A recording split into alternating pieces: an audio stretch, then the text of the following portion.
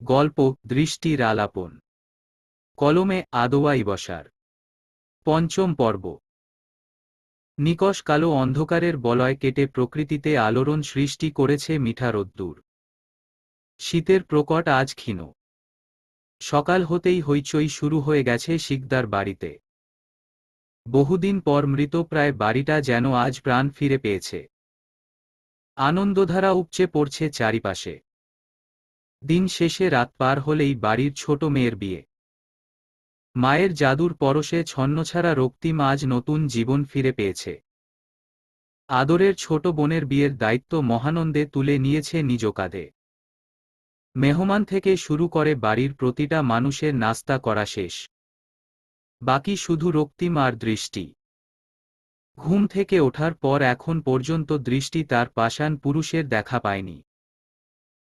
মহারাজ আজ মনে হচ্ছে একদিনেই নিজের দায়িত্ব সব পালন করে ফেলবে।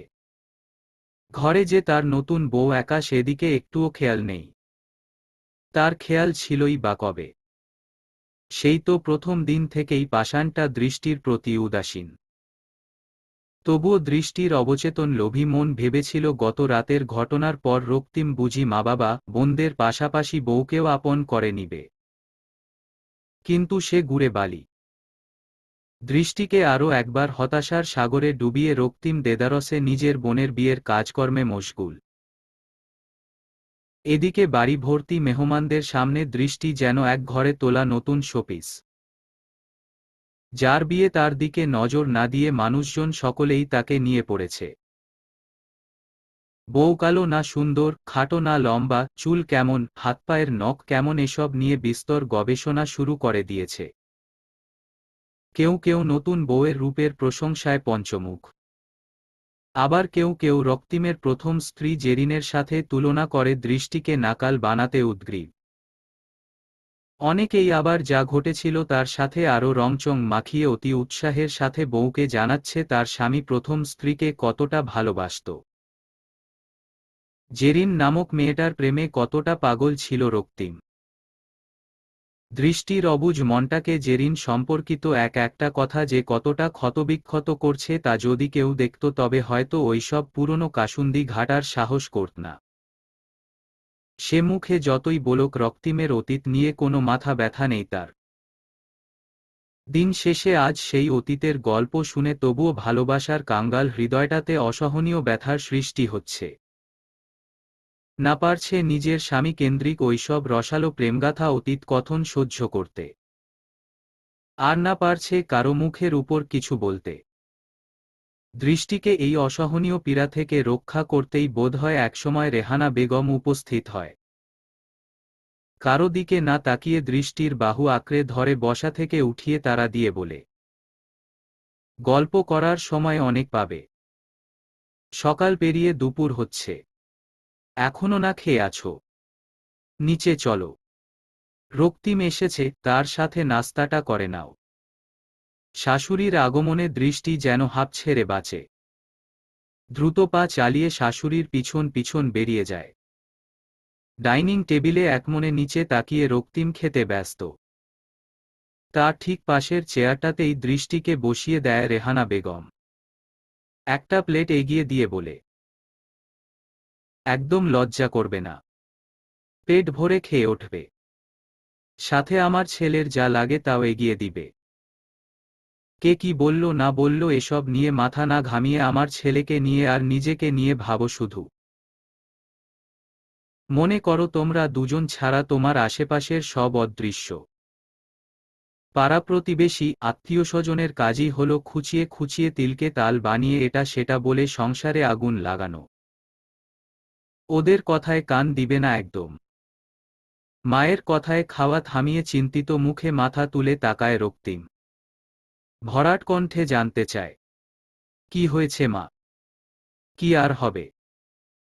বিয়ে করে বউ ঘরে তোলে দায়িত্বজ্ঞানহীনের পরিচয় দিচ্ছিস যে, তাই পাড়া প্রতিবেশী চোখে আঙুল দিয়ে দেখিয়ে দিচ্ছে।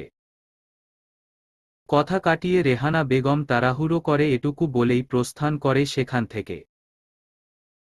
নিজ থেকে এসে রক্তিমের কাঁধে বসা দৃষ্টি নামক আস্ত এক মাথা ব্যথা কেন্দ্রিক কথায় বিরক্ত হয় রক্তিম। তবে প্রকাশ করে না তা। মায়ের স্বাভাবিক আচরণে বিরক্তি ভাবটাও খুব দ্রুতই কেটে যায়। আবারও পুরো মনোযোগ দেয় খাবারে। দৃষ্টি সেদিকে তাকিয়ে থাকে অপলক। শাশুড়ির বোঝপূর্ণ কথায় মনটা যতটা হালকা হয়েছিল তার থেকেও দ্বিগুণ বিষাদ হানা দেয় রক্তিমের নির্লিপ্ততায়। চোখ দুটো সিক্ত হয় অশ্রুজলে। কথা বলতে গিয়ে টের পায় কাঁপন ধরেছে কণ্ঠনালীতে। ঠোঁট কামড়ে ঢোক গিলে গলার কাছে দলা পাকিয়ে থাকা কান্নাটাকে গিলে নেয় দৃষ্টি। কণ্ঠে অসহায়ত্ব নিয়ে জানতে চায়, আমার কি আপনার স্ত্রী হবার একটুও যোগ্যতা নেই? আপনার প্রথম স্ত্রী জেরিন, সে কি আমার থেকেও অত্যধিক সুন্দরী ছিল? রূপে, গুণে সব দিক থেকেই কি আমি তার থেকে পিছিয়ে? রুটি ছিঁড়তে গিয়ে তৎক্ষণাৎ রক্তিমের হাত দুটো থেমে যায়। মুখে থাকা অবশিষ্ট খাবারটুকুও আর গলা দিয়ে নামে না। শান্ত চোখে তাকায় দৃষ্টির দিকে। স্বভাবজাত গম্ভীর কণ্ঠে বলে, আজ প্রথমবার শুনেছি তাই কিছু বললাম না। দ্বিতীয়বার যদি আমার অতীত নিয়ে কোনো প্রশ্ন করার সাহস করেছিস তোর জিভ টেনে ছিঁড়ে কুকুরের খোরাক বানাবো। অত্যধিক শীতল কণ্ঠের এমন ঠান্ডা হুমকিতে কিছুটা কেঁপে ওঠে দৃষ্টি। রক্তিমের থেকে নজর সরিয়ে অন্যদিকে তাকায়। নিজেকে সামলাতে গিয়েও হিমশিম খায় রক্তিম। দৃষ্টির মুখে হঠাৎ এমন প্রশ্ন শুনে পায়ের রক্ত যেন মাথায় উঠে যায়। রাগে কিরমিরিয়ে সতর্ক দৃষ্টিতে আশেপাশে তাকিয়ে ডাইনিং একদম ফাঁকা বুঝতে পেরে খামচে ধরে দৃষ্টির বাহু। তড়িৎ ভয়ে চোখ দুটো খিচে বন্ধ করে নেয় দৃষ্টি। ক্রোধান্বিত হয়ে ফিসফিসিয়ে বলে ওঠে রক্তিম, কেন এসেছিস আমার জীবনে? যেটুকু সুখে আছি সেটাও কেড়ে নিতে? আমি তো এমনিতেই মৃতপ্রায়। আর কি মারবি আমাকে? কি সুখ কেড়ে নিঃস্ব করবি আমাকে? বিশ্বাস কর, আমি এমনিতেই নিঃস্ব। তোকে দেওয়ার মতো কিছুই অবশিষ্ট নেই আমার। টাকা পয়সা, অর্থসম্পদ কিছুই নেই। যে ভালোবাসার দোহাই দিয়ে জুড়েছিস আমার জীবনে, সেই ভালোবাসা বোঝার জন্য যে একটা মন লাগে সেই মনটাও নেই। তবে কেন শুধু শুধু আমার জীবনে এসেছিস? সব জেনে বুঝে এসেছিস যখন, তো কেন আজ ওইসব অতীত নিয়ে মাথা ঘামাচ্ছিস? এখনো সময় আছে, চলে যা আমার জীবন থেকে। বিশ্বাস কর বেঁচে যাবি। আমার থেকেও হাজার গুণ ভালো ছেলে পাবি, যে তোকে ভালোবাসা দিতে পারবে, বিলাসিতা দিতে পারবে, সর্বোপরি সুখে রাখতে পারবে। আমার জীবনে থাকলে দুঃখ ছাড়া কিছুই পাবি না। আমার মাথা একদম ঠিক নেই। আমি পাগল, বদ্ধ উন্মাদ আমি। মাথা বিগড়ে গেলে তোকে মেরেও ফেলতে পারি। জীবনের মায়া থাকলে চলে যা। বেঁচে যাবি, সুখেও থাকবি। বেপরোয়া ভঙ্গিতে কথাগুলো বলে ঝড়ের গতিতে বাড়ি ছেড়ে বেরিয়ে যায় রক্তিম। দুঃখের সাগরে ডুবিয়ে রেখে যায় দৃষ্টিকে। ভালোবাসায় টৈটুম্বর এক অষ্টাদশীর হৃদয়ে সৃষ্টি করে যায় কাল বৈশাখী ঝড়। যে ঝড়ে নড়বড়ে হয় দৃষ্টির বুকে জমে থাকা স্বপ্ন। রক্তিম নামক এক পাষাণ পুরুষের সাথে সুখের সংসার গড়ার স্বপ্ন। রক্তিমের বুকে সৃষ্ট দগদগে ঘায়ে সবে অল্প প্রলেপ পড়েছিল। মুহূর্ত ব্যবধানে সেই ঘা অজান্তেই দৃষ্টি আবার খুঁচিয়ে তাজা করে দিল। জীবনটাকে অল্পস্বল্প গোছানোর প্রস্তুতি নেওয়া রক্তিমকে আবারও পথভ্রষ্ট করে দিল। এলোমেলো করে দিল মনমস্তিষ্ক। বাড়ি থেকে বেরিয়ে নিরিবিলি এক কাঁঠাল বাগের ভিতরে গিয়ে গাছের গুড়ায় বসে পড়ে রক্তিম। রাগ নিয়ন্ত্রণ করতে না পেরে সর্বশক্তি দিয়ে টেনে ধরে নিজের চুল। বুকের ভিতরে সদ্য তাজা হওয়া ঘায়ের জ্বলনে অশান্ত হয় বক্ষ পিঞ্জর। ভেঙ্গে গুড়িয়ে যাওয়া হৃদয়টা সৃষ্টিকর্তার কাছে অভিযোগ জানায়, কেন তার জীবনটা এমন এক কালো আধারে ডুবে গেল। কি এমন জঘন্য অন্যায় করেছিল সে, যে অন্যায়ের শাস্তি স্বরূপ পুরো জীবনটা এলোমেলো হল তার। অন্যায় কথাটা স্মরণ হতেই থমকে যায় রক্তিম। শরীর ছেড়ে গাছের সাথে হেলান দিয়ে ঠোঁটের কোণে তাচ্ছিল্যের হাসি ফুটিয়ে অস্ফুট স্বরে বলে, অন্যায় তো করেছিই আমি। ভালোবাসার মতো মস্ত বড় অন্যায়। এ অন্যায়ের শাস্তি তো এখন ভোগ করতেই হবে। যে হৃদয়ে ভালোবেসে মহাপাপ করেছে সে হৃদয়ে তো পুড়বেই। মৃত্যুর আগ পর্যন্ত তাকে পুড়তে হবেই। অসার মস্তিষ্ক, নিস্তেজ শরীর, ক্লান্ত হয়ে গেছে ভাবনারাও। বুঝে গেছে রক্তিম সুখ তার জন্য না। এক বিন্দু সুখের পরিবর্তে যার জীবনে মুহূর্তেই নেমে আসে ঘুটঘুটে অন্ধকার, তার সুখের সন্ধান করা অনুচিত। ভাবনা চিন্তা সুখ দুঃখের হিসাব রেখে ক্লান্ত দেহ টেনে ওঠে দাঁড়ায় রক্তিম। ভঙ্গুর হৃদয়টাকে কাঠিন্যতার খোলসে ভরে এগিয়ে যায় বাড়ির দিকে। জাগতিক সমস্ত কিছু থেকে নিজেকে দূরে সরিয়ে রাখতে ইচ্ছে হলেও উপায় নেই এই মুহূর্তে। যে দায়িত্ব কাঁধে নিয়েছে তা তো পালন করতেই হবে তাকে। শিকদার মঞ্জিলের কাছাকাছি আসতেই পকেটে থাকা যান্ত্রিক বস্তুটা ভাইব্রেশন থাকায় বিপ বিপ শব্দ তুলে কেঁপে ওঠে। আনমনে হাঁটতে হাঁটতেই পকেট হাতড়ে ফোন বের করে রিসিভ করে কানে ঠেকায় রক্তিম। জলদগম্ভীর কণ্ঠে বলে, কে? দৃষ্টির বাবা বলছিলাম। তৎক্ষণাৎ থেমে যায় রক্তিম। চোখ দুটো বন্ধ, গভীর নিঃশ্বাস ফেলে ভাবে আজ কি এসব উটকো ঝামেলা তার পিছু ছাড়বে না। কতক্ষণ আগেই মেয়েটা অতীত নাড়িয়ে বুকের ঘা তাজা করেছে। সেই যন্ত্রণা সামলে উঠতে না উঠতেই এখন আবার বাপ হাজির। বিতৃষ্ণায় তেতু হয়ে ওঠে রক্তিমের গলা অবধি। নীরবতার জাল ছিঁড়ে ফোনের অপর পাশ থেকে সাদেক সাহেব দ্বিধান্বিত কণ্ঠে বলে ওঠেন, তোমার বাবা এসেছিল বিয়ের দাওয়াত নিয়ে। একটু ঝামেলায় পড়ে গেছি তাই যেতে পারলাম না। তাছাড়া তোমাদের বিয়েটা যে পরিস্থিতিতে হয়েছে এখন পর্যন্ত দৃষ্টির মা মেয়ের উপর রেগে আছে। সে কিছুতেই যাবে না। তোমার বাবাকে বলে দিও কোনো কষ্ট না পায় যাতে। আত্মীয়তা যখন হয়েছেই তখন আজ হোক কাল। সম্পর্ক স্বাভাবিক হলে আসা যাওয়া হবেই। আগুনে ঘি ঢেলে দিলে আগুন যে রূপে গর্জে ওঠে, রক্তিমের অবস্থাও ঠিক সেরকম। সাদেক সাহেবের কথাগুলো যেন রক্তিমের রাগে ঘি ঢালার কাজটাই করে দিয়েছে। অত্যধিক রাগে কপালের দুপাশের শিরা ধপ ধপ করছে। কপাল কুঁচকে কিছু যেই ফোনটা কান থেকে নিঃশব্দে নামিয়ে লাইন কাটতে যাবে অমনি ভেসে আসে সাদেক সাহেবের কিছু কথা। দেখো বাবা, বিয়েটা যেভাবেই হোক আমার মেয়ে এখন তোমার দায়িত্বে। তাকে ভালো রাখার দায়িত্বটাও সম্পূর্ণ তোমার।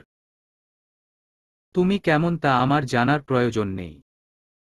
তোমার কি আছে কি নেই সেটাও কখনো জানতে চাইব না আমি। আমি যা চাইব তা শুধু আমার মেয়ের সুখ। বলতে পারো এক অসহায় বাবা তোমার কাছে হাত জোর করে অনুরোধ করছে তার মেয়েটার খেয়াল রাখার জন্য। আমার মেয়েটা বড্ড সরল। ওর চাহিদাগুলোও খুব সস্তা, আবার বলা চলে খুব দামিও। কারণ আমার মেয়েকে সুখে রাখার জন্য দামি দামি পোশাক কসমেটিক্স এর প্রয়োজন হয় না। একটু ভালোবাসা আর অল্প যত্ন পেলেই আমার মেয়ে সুখী। এর বেশি কিছুই চায় না তার। তুমি যদি তাকে এক বিন্দু ভালোবাসা উপহার দাও, বিনিময়ে তোমাকে সে তার পুরো হৃদয়টা দিয়ে দিবে। কথার মাঝে একটু থামে সাদেক সাহেব। এই প্রথম মেয়ের জামাইয়ের সাথে কথা হচ্ছে। সেটাও তিনি নিজেই যা বলার বলে যাচ্ছে। শ্বশুর হিসেবে যে সাদেক সাহেব অন্ততপক্ষে একটা সালামপ্রাপ্য এটাও হয়তো রক্তিমের জানা নেই। জানা থাকলেও হয়তো ছেলেটা ইচ্ছে করেই সাদেক সাহেবকে অসম্মান করছে। কথাগুলো ভাবতেই মেয়ের প্রতি রাগটা আবার মাথা চাড়া দিয়ে ওঠে। মেয়েটা তার এই ছেলের মাঝে কি দেখে পাগল হয়েছে? যে ছেলের মাঝে সামান্য সহবত নেই সেই ছেলে কি আদৌ ভালোবাসা বুঝে? বুঝলেও কিছু করার নেই, না বুঝলেও কিছু করার নেই। যেখানে নিজের মেয়েই কথায় নেই সেখানে পরের ছেলের সম্মান দিয়ে কি হবে? ফোনের মাঝেও রক্তিম ঠিক টের পায় সাদেক সাহেবের দীর্ঘশ্বাস। মৌনতা ভেঙ্গে অনুরোধের স্বরে সাদেক আবারও বলে ওঠে, দৃষ্টির 7 কলেজের ভর্তি পরীক্ষা আর 4 দিন পর। জানি না মেয়েটা পড়ছে কিনা। ওকে পরীক্ষাটা দেওয়ার সুযোগ দিও। আমার মেয়েটা পড়াশোনায় খুব ভালো। ওকে নিয়ে ওর মা বাবার অনেক স্বপ্ন। মেয়েটাকে তো কেড়ে নিলে, তাকে ঘিরে দেখা আমাদের স্বপ্নগুলোকে কেড়ে নিও না। দয়া করে হলেও ওকে পড়ালেখার সুযোগ দিও। আমার বিশ্বাস 7 কলেজের যেকোনো একটাতে ওর চান্স হবেই। যে ছেলে নিজের দায়িত্বটাও নিজে পালন করতে পারে না, সে ছেলের কাছে কিনা এক বাবা তার মেয়ের দায়িত্ব নিতে অনুরোধ করছে। শ্লেষাত্মক হাসে রক্তিম। তবে কেন যেন মুখের উপর না করে দিতে পারে না। না শব্দটা উচ্চারণ করতে গিয়েই টের পায় গলার কাছে কিছু একটা চেপে ধরে রেখেছে। বলবে না করেও জিভের ডগায় শুকনো ঠোঁট ভিজিয়ে ক্ষীণ স্বরে বলে, পরীক্ষা দিবে। চিন্তা করবেন না। দেখতে দেখতে বিয়ের দিন চলে এসেছে। এবার শুধু কিছু মুহূর্তের অপেক্ষা। এরপরই দুজন ভালোবাসার মানুষ বাধা পড়বে পবিত্র বন্ধনে। দুটানা অনুভূতিতে ঠাসা দুরু দুরু বুকে লাল টুকটুকে বউ সেজে প্রণয় পুরুষের অপেক্ষায় ইতি। ভালোবাসার মানুষটাকে চিরসঙ্গী হিসেবে আপন করে পাবে ভেবে যেমন আনন্দের বন্যা বইছে মনে, ঠিক তেমনি ভবিষ্যৎ চিন্তায় বক্ষ মাঝে অজানা কিছু ভয় দানা বেঁধেছে আনন্দের পাশাপাশি। কতক্ষণ পরেই বাইরে শোরগোল শোনা যায় বর এসেছে। কথাটা শোনা মাত্রই অস্থিরতা বেড়ে যায় ইতির। বুকের ধুকপুক শব্দটা দ্বিগুণ হয়। হাজার অনুভূতির মিশেলে পুষ্ট হৃদয়ে স্বাদ জাগে প্রিয় মানুষটাকে বর বেশে এক নজর দেখে চোখের তৃষ্ণা মিটাতে। নববধূর লজ্জার আস্তরণে হৃদয়ের চাওয়াটুকু হেরে যায়। চুপচাপ অশান্ত হৃদয়ে প্রহর গুনে যায়, কখন দুজনার তীব্র অপেক্ষার অবসান ঘটবে। কখন দুজন দুজনকে সকলের সম্মতিতে কবুল করে আপন করে নিবে। পরক্ষণে আবার ভাবনারা বদলে গিয়ে বুকে জমে বিষাদ। জন্ম থেকে পাওয়া আপন মানুষ, আপন ভিটে সমস্ত কিছু পর করে চলে যেতে হবে এ বাড়ির মায়া ছেড়ে। এমন ভাবনায় খুশিগুলো মলিন হয়ে তীব্র কষ্টে ছেয়ে যায় নববধূর মন। নতুন বরকে দেখার আশায় ইতির পাশে বসে থাকা সকলেই ছুটে যায়। থেকে যায় শুধু দৃষ্টি। চারিদিকে সকলের মনের মাঝে বিয়ে উপলক্ষে আনন্দ উচ্ছ্বাসের ছড়াছড়ি থাকলেও মনের কোণে মেঘ জমেছে দৃষ্টির। সকলের আনন্দ উল্লাস যেন তার কাছে বিষের মতো ঠেকেছে। রক্তিমের কথায় দেহে আঘাতের চিহ্ন না হলেও মনে বিশাল আঁচড় কেটেছে। আঘাতে জর্জরিত মন ভীষণ বাজে ভাবে অসুখে ভুগছে। এমন অসুস্থ মন নিয়ে কি আর আনন্দে মেতে থাকা যায়। তবুও মুখে মিথ্যে হাসি ঝুলিয়ে মুখ বোঝে সমস্ত কিছু সহ্য করে যাচ্ছে দৃষ্টি। তবে ভুল করেও গতকালের পর আর রক্তিমের চোখের সামনে পড়েনি।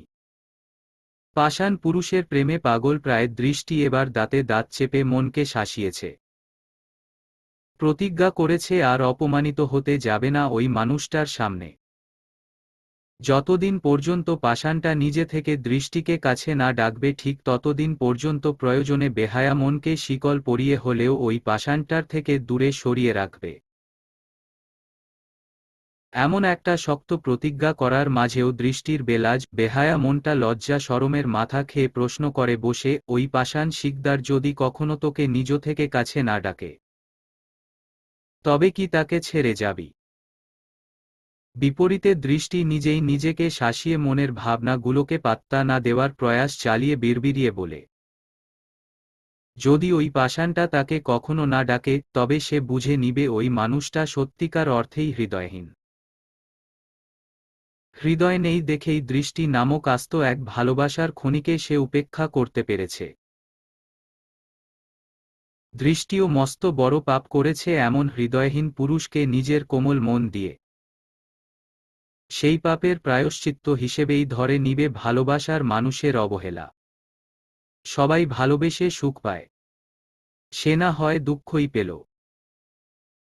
এক জনম হাসি মুখে বুকে দুঃখ লুকিয়ে পার করে দিল ভালোবাসা নামক পাপের শাস্তি ভোগ করে। বর বেশে মেহেদি শিকদার মঞ্জিলে পা রাখার পর কিছু নিয়ম পালন শেষেই ধুম পড়ে যায় খাওয়া দাওয়ার। বাড়ির সবথেকে ছোট সদস্যের বিয়ে। এই বিয়েতে কি কোনো আয়োজনের কমতি রাখা যায়? এক প্রকার বলা চলে এটাই শিকদার বাড়ির শেষ বিয়ে। নিজের ছেলের প্রতি আজিজ শিকদারের খুব একটা ভরসা নেই। ওই অনুভূতিহীন রোবট মানব আদৌ কখনো বাবা ডাক শুনবে কিনা কে জানে। সেখানে তার ভবিষ্যৎ ছানাপোনার বিয়ের খাবার আশা করাটা এক প্রকার বিলাসিতা। সেই চিন্তা করেই মনের সবটুকু সখাল্লা ঢেলে পুরো শহর জানিয়ে ধুমধাম আয়োজন করেছে ছোট মেয়ের বিয়েতে। ওই পাথুরে মনের রোবট মানব ছেলেটা যা কীর্তি শুরু করেছে, নাতিনাতনির বিয়ে দূরের কথা, দাদা ডাক শোনার আশায় মনে হয় বাদ দিতে হবে খুব শীঘ্রই। মাঝে মাঝে আজিজ শিকদার নিজেকে অপরাধী ভাবতে বাধ্য হয় এই ভেবে, দৃষ্টি নামক মিষ্টি ফুলটাকে তার অনুভূতিহীন ছেলের সাথে জড়িয়ে দিয়ে মেয়েটার জীবনটাই না নষ্ট করে দিল। কিন্তু ওনারই বা আর কি করার আছে। দৃষ্টির বাবা মায়ের সাথে সৈন্যসমেত এক প্রকার যুদ্ধ করে ছেলেটাকে বিয়ে করিয়ে এনেছিল। ভেবেছিল মেয়েটার সাথে থাকতে থাকতে নিশ্চয়ই ওই পাষাণের মন গলবে। কিন্তু হচ্ছে তার বিপরীত। তবুও কিছুই করার নেই। বাবা হয়ে তো আর ছেলের বৈবাহিক জীবনে নাক গলাতে পারে না সর্বক্ষণ। খাওয়া দাওয়া শেষে কতক্ষণ খোশগল্পে বিয়ে বাড়ি মাতিয়ে রাখে মুরুব্বিরা। কথায় কথায় জানা যায় আগেভাগে আজিজ শিকদার দেনমোহরের বিষয়টা পরিষ্কার করেননি। বিয়ের মুহূর্তে এসে তিনি বলছেন ছেলে খুশি হয়ে যা দিবেন তাই তারা মেনে নিবে। পরক্ষণেই মেহেদীর বাবাবর ভাই জানায় 10 লক্ষ টাকা দেনমোহর দিবেন তারা। কথাটা রক্তিমের কানে পৌঁছাতেই প্রতিবাদ করে ওঠে। সরাসরি মেহেদীর সামনে গিয়ে জানতে চায়। স্ত্রীর দেনমোহর পরিশোধ করা স্বামীর ফরজ কাজ। তোর যত টাকা পরিশোধ করার সামর্থ্য আছে তত টাকায় দেনমোহর ধার্য করবি। এর বেশি 1 টাকাও না। রক্তিমের কথাটা উপস্থিত অধিকাংশ মানুষের পছন্দ হয়নি।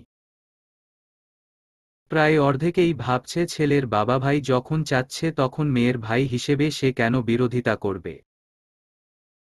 মেয়ের ভাই হিসেবে তো তার আরও মোটামুটি বড় একটা অঙ্কের দেনমোহর দাবি করে বোনের ভবিষ্যৎ নিশ্চিত করার কথা। সেখানে কি না উল্টো সে আরও বাগড়া দিচ্ছে। বিষয়টা মেহেদীর বাবা নিয়াজ সাহেবের পছন্দ হয়নি। মনে মনে ভাবেন সারা বছর গুন্ডা মাস্তানি করে নিজের সাথে ওনার ছেলেটার ভবিষ্যৎও নষ্ট করেছে। এখন আজ আবার সে নিজেই সামর্থ্য খুঁজতে আসছে। সে কি জানে না মেহেদী বেকার। নিজেই এখনো বাপের ভাইয়ের ঘাড়ে বসে খায়। সেখানে বউয়ের দেনমোহরের টাকা পরিশোধ করবে কিভাবে। রক্তিমের এটা ভাবা উচিত ছিল মেহেদীর বাবা ভাই যখন বলছেন তখন তারাই পরিশোধ করবে দেনমোহরের টাকা। মনে মনে রুষ্ট হলেও মুখে প্রকাশ করেন না নিয়াজ সাহেব। মুখে মেকি হাসি ফুটিয়ে বললেন, দেখো বাবা, তুমি তো জানোই আমার ছেলে বেকার। সব জেনেই তোমরা আমার ছেলের সাথে তোমার বোনের বিয়ে দিতে চাইছ। আমার ছেলে বেকার হলেও কখনো তোমার বোনের কোনো চাহিদা অপূর্ণ থাকবে না। আল্লাহ আমাকে যথেষ্ট অর্থবিত্ত দান করেছেন। আমার ছেলে সারা জীবন পায়ের উপর পা তুলে খেলেও তা কমবে না। তেমন দেনমোহরের টাকাও 10 লক্ষ কেন 20 লক্ষ হলেও অপরিশোধ থাকবে না। পুত্রবধূর ভরণপোষণের দায়িত্ব যেমন আমি নিব, তেমন তার দেনমোহরের টাকাও আমি পরিশোধ করব। এমন একটা জবাবে মুহূর্তেই চটে যায় রক্তিম। তবে বোনের বিয়েতে কোনো ঝামেলা হোক চায় না বিধায় শান্তভাবে পরিস্থিতি সামাল দেবার চেষ্টায় বলে, কিন্তু আমি চাই আমার বোনের দেনমোহর তত টাকায় হবে যত টাকা তার স্বামী নিজে পরিশোধ করতে পারবে। ছেলেটা আপনার হলেও তার সম্পর্কে জানার মাঝে অল্প ভুল করেছেন। আমার সাথে থেকে গুন্ডামি করেও ফ্রিল্যান্সিং ক্যারিয়ারটা খুব ভালো করেই আয়ত্ত করে নিয়েছে আপনার ছেলে, যা আপনার অজানা। সুতরাং আমার মনে হয় স্ত্রীর দেনমোহর পরিশোধ করার মতো সামর্থ্য তার আছে। তাই আমি তার মুখ থেকেই শুনতে চাচ্ছি কত টাকা দিলে সে পরিশোধ করতে পারবে। আর একটা কথা, আমার বোনের ভরণপোষণের দায়িত্বটাও আপনাকে নিতে হবে না। এটাও আপনার ছেলে নিতে পারবে। বন্ধু হিসেবে এতটুকু বিশ্বাস আমার তার উপর আছে।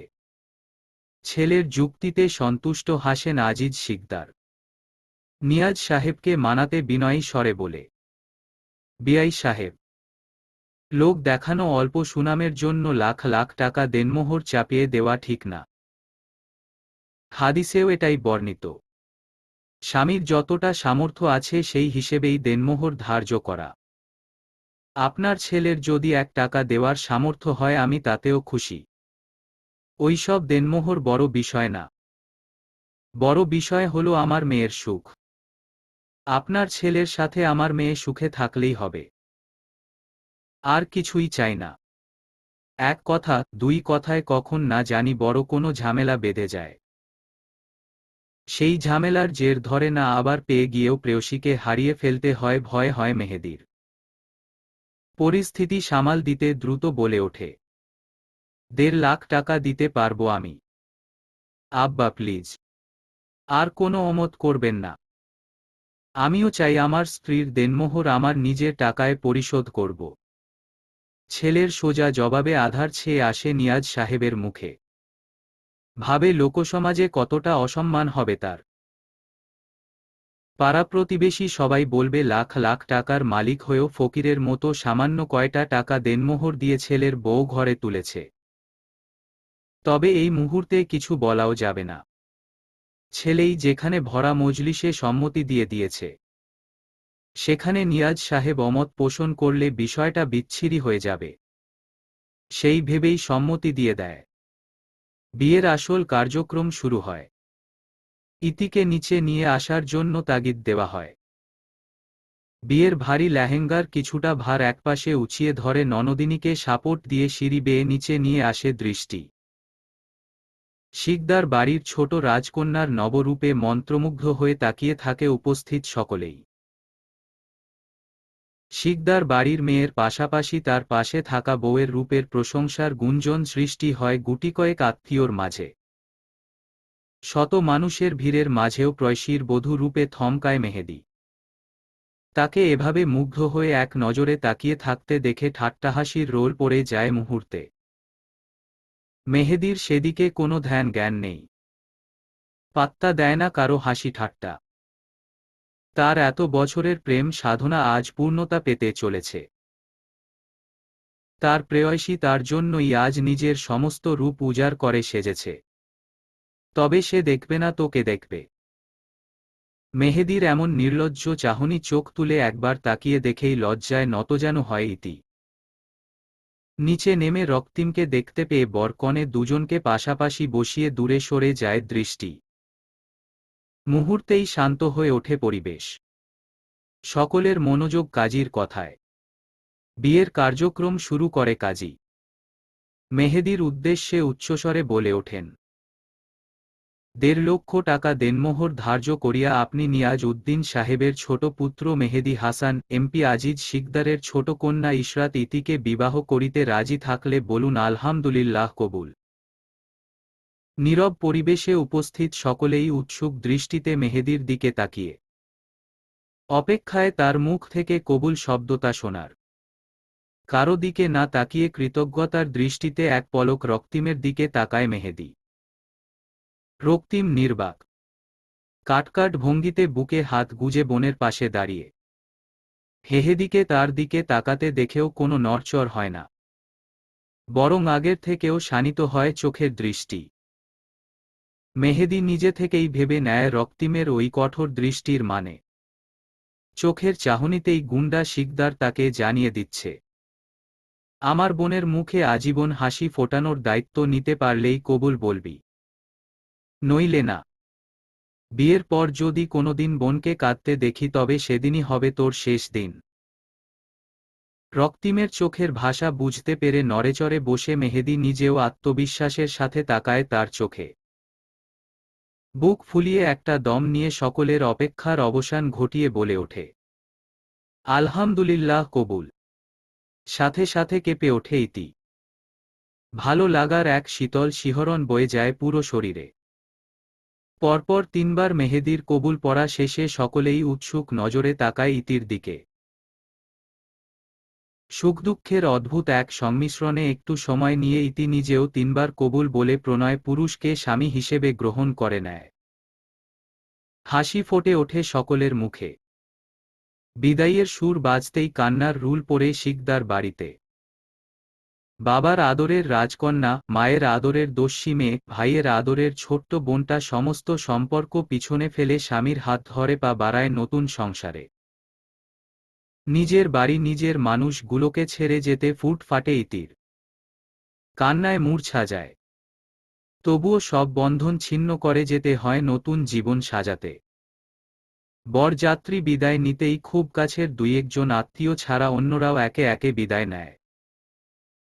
মানুষে গমগম করা শিকদার মঞ্জিল আবারও নির্জীব হয়ে ওঠে। চারিদিকে অদ্ভুত নীরবতা গ্রাস করে নেয়। শিকদার বাড়ির প্রতিটা মানুষের জীবনে নেমে আসে মন খারাপের রাত্রি।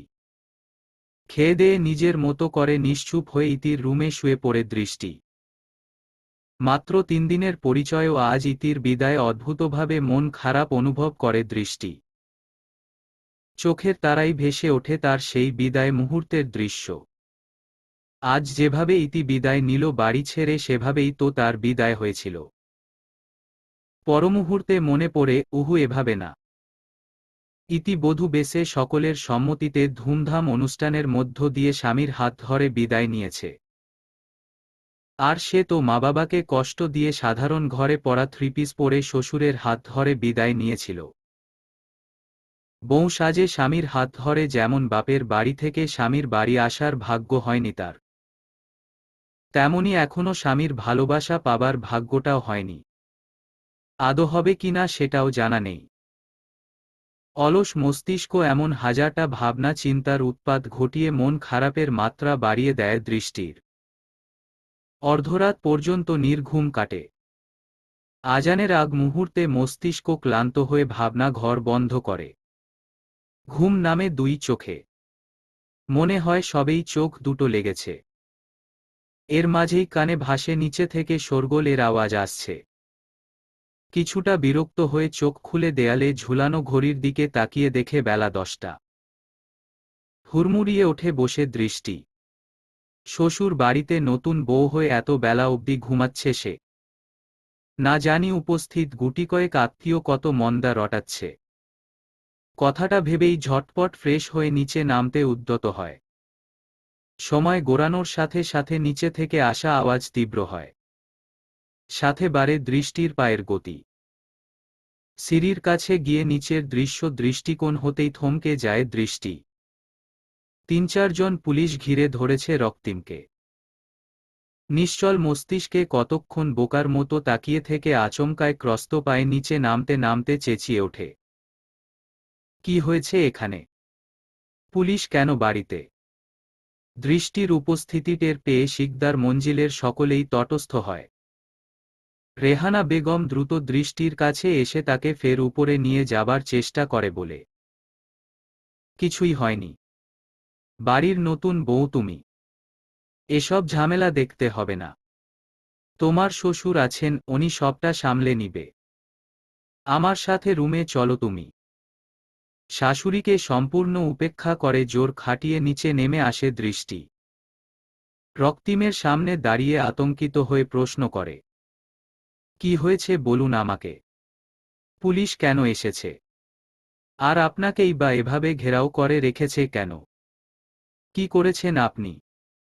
আবার কোথাও মারামারি করেছেন? দৃষ্টির অস্থিরতা দেখে একজন পুলিশ অফিসার আজিজ শিকদারের দিকে তাকিয়ে প্রশ্ন করে, উনিকে? উত্তরে চিন্তিত আজিজ শিকদার গম্ভীর স্বরে জানায়, আমার ছেলের স্ত্রী।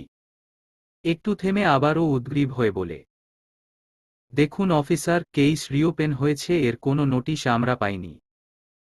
এভাবে হুট করে এসে সেই মান্দাতার আমলের ডিসমিস হয়ে যাওয়া কেসের সূত্র ধরে আমার ছেলেকে নিয়ে যেতে পারেন না। কেস যদি রিওপেন হয়েও থাকে তবে আমরা কেন নোটিশ পাইনি? এর জবাব আগে দিন আমাদের। তা তো আমরা জানি না স্যার। উপর মহল থেকে আমরা অ্যারেস্ট ওয়ারেন্ট পেয়েই এসেছি। আমাদের কাজ আমাদের করতে হবে।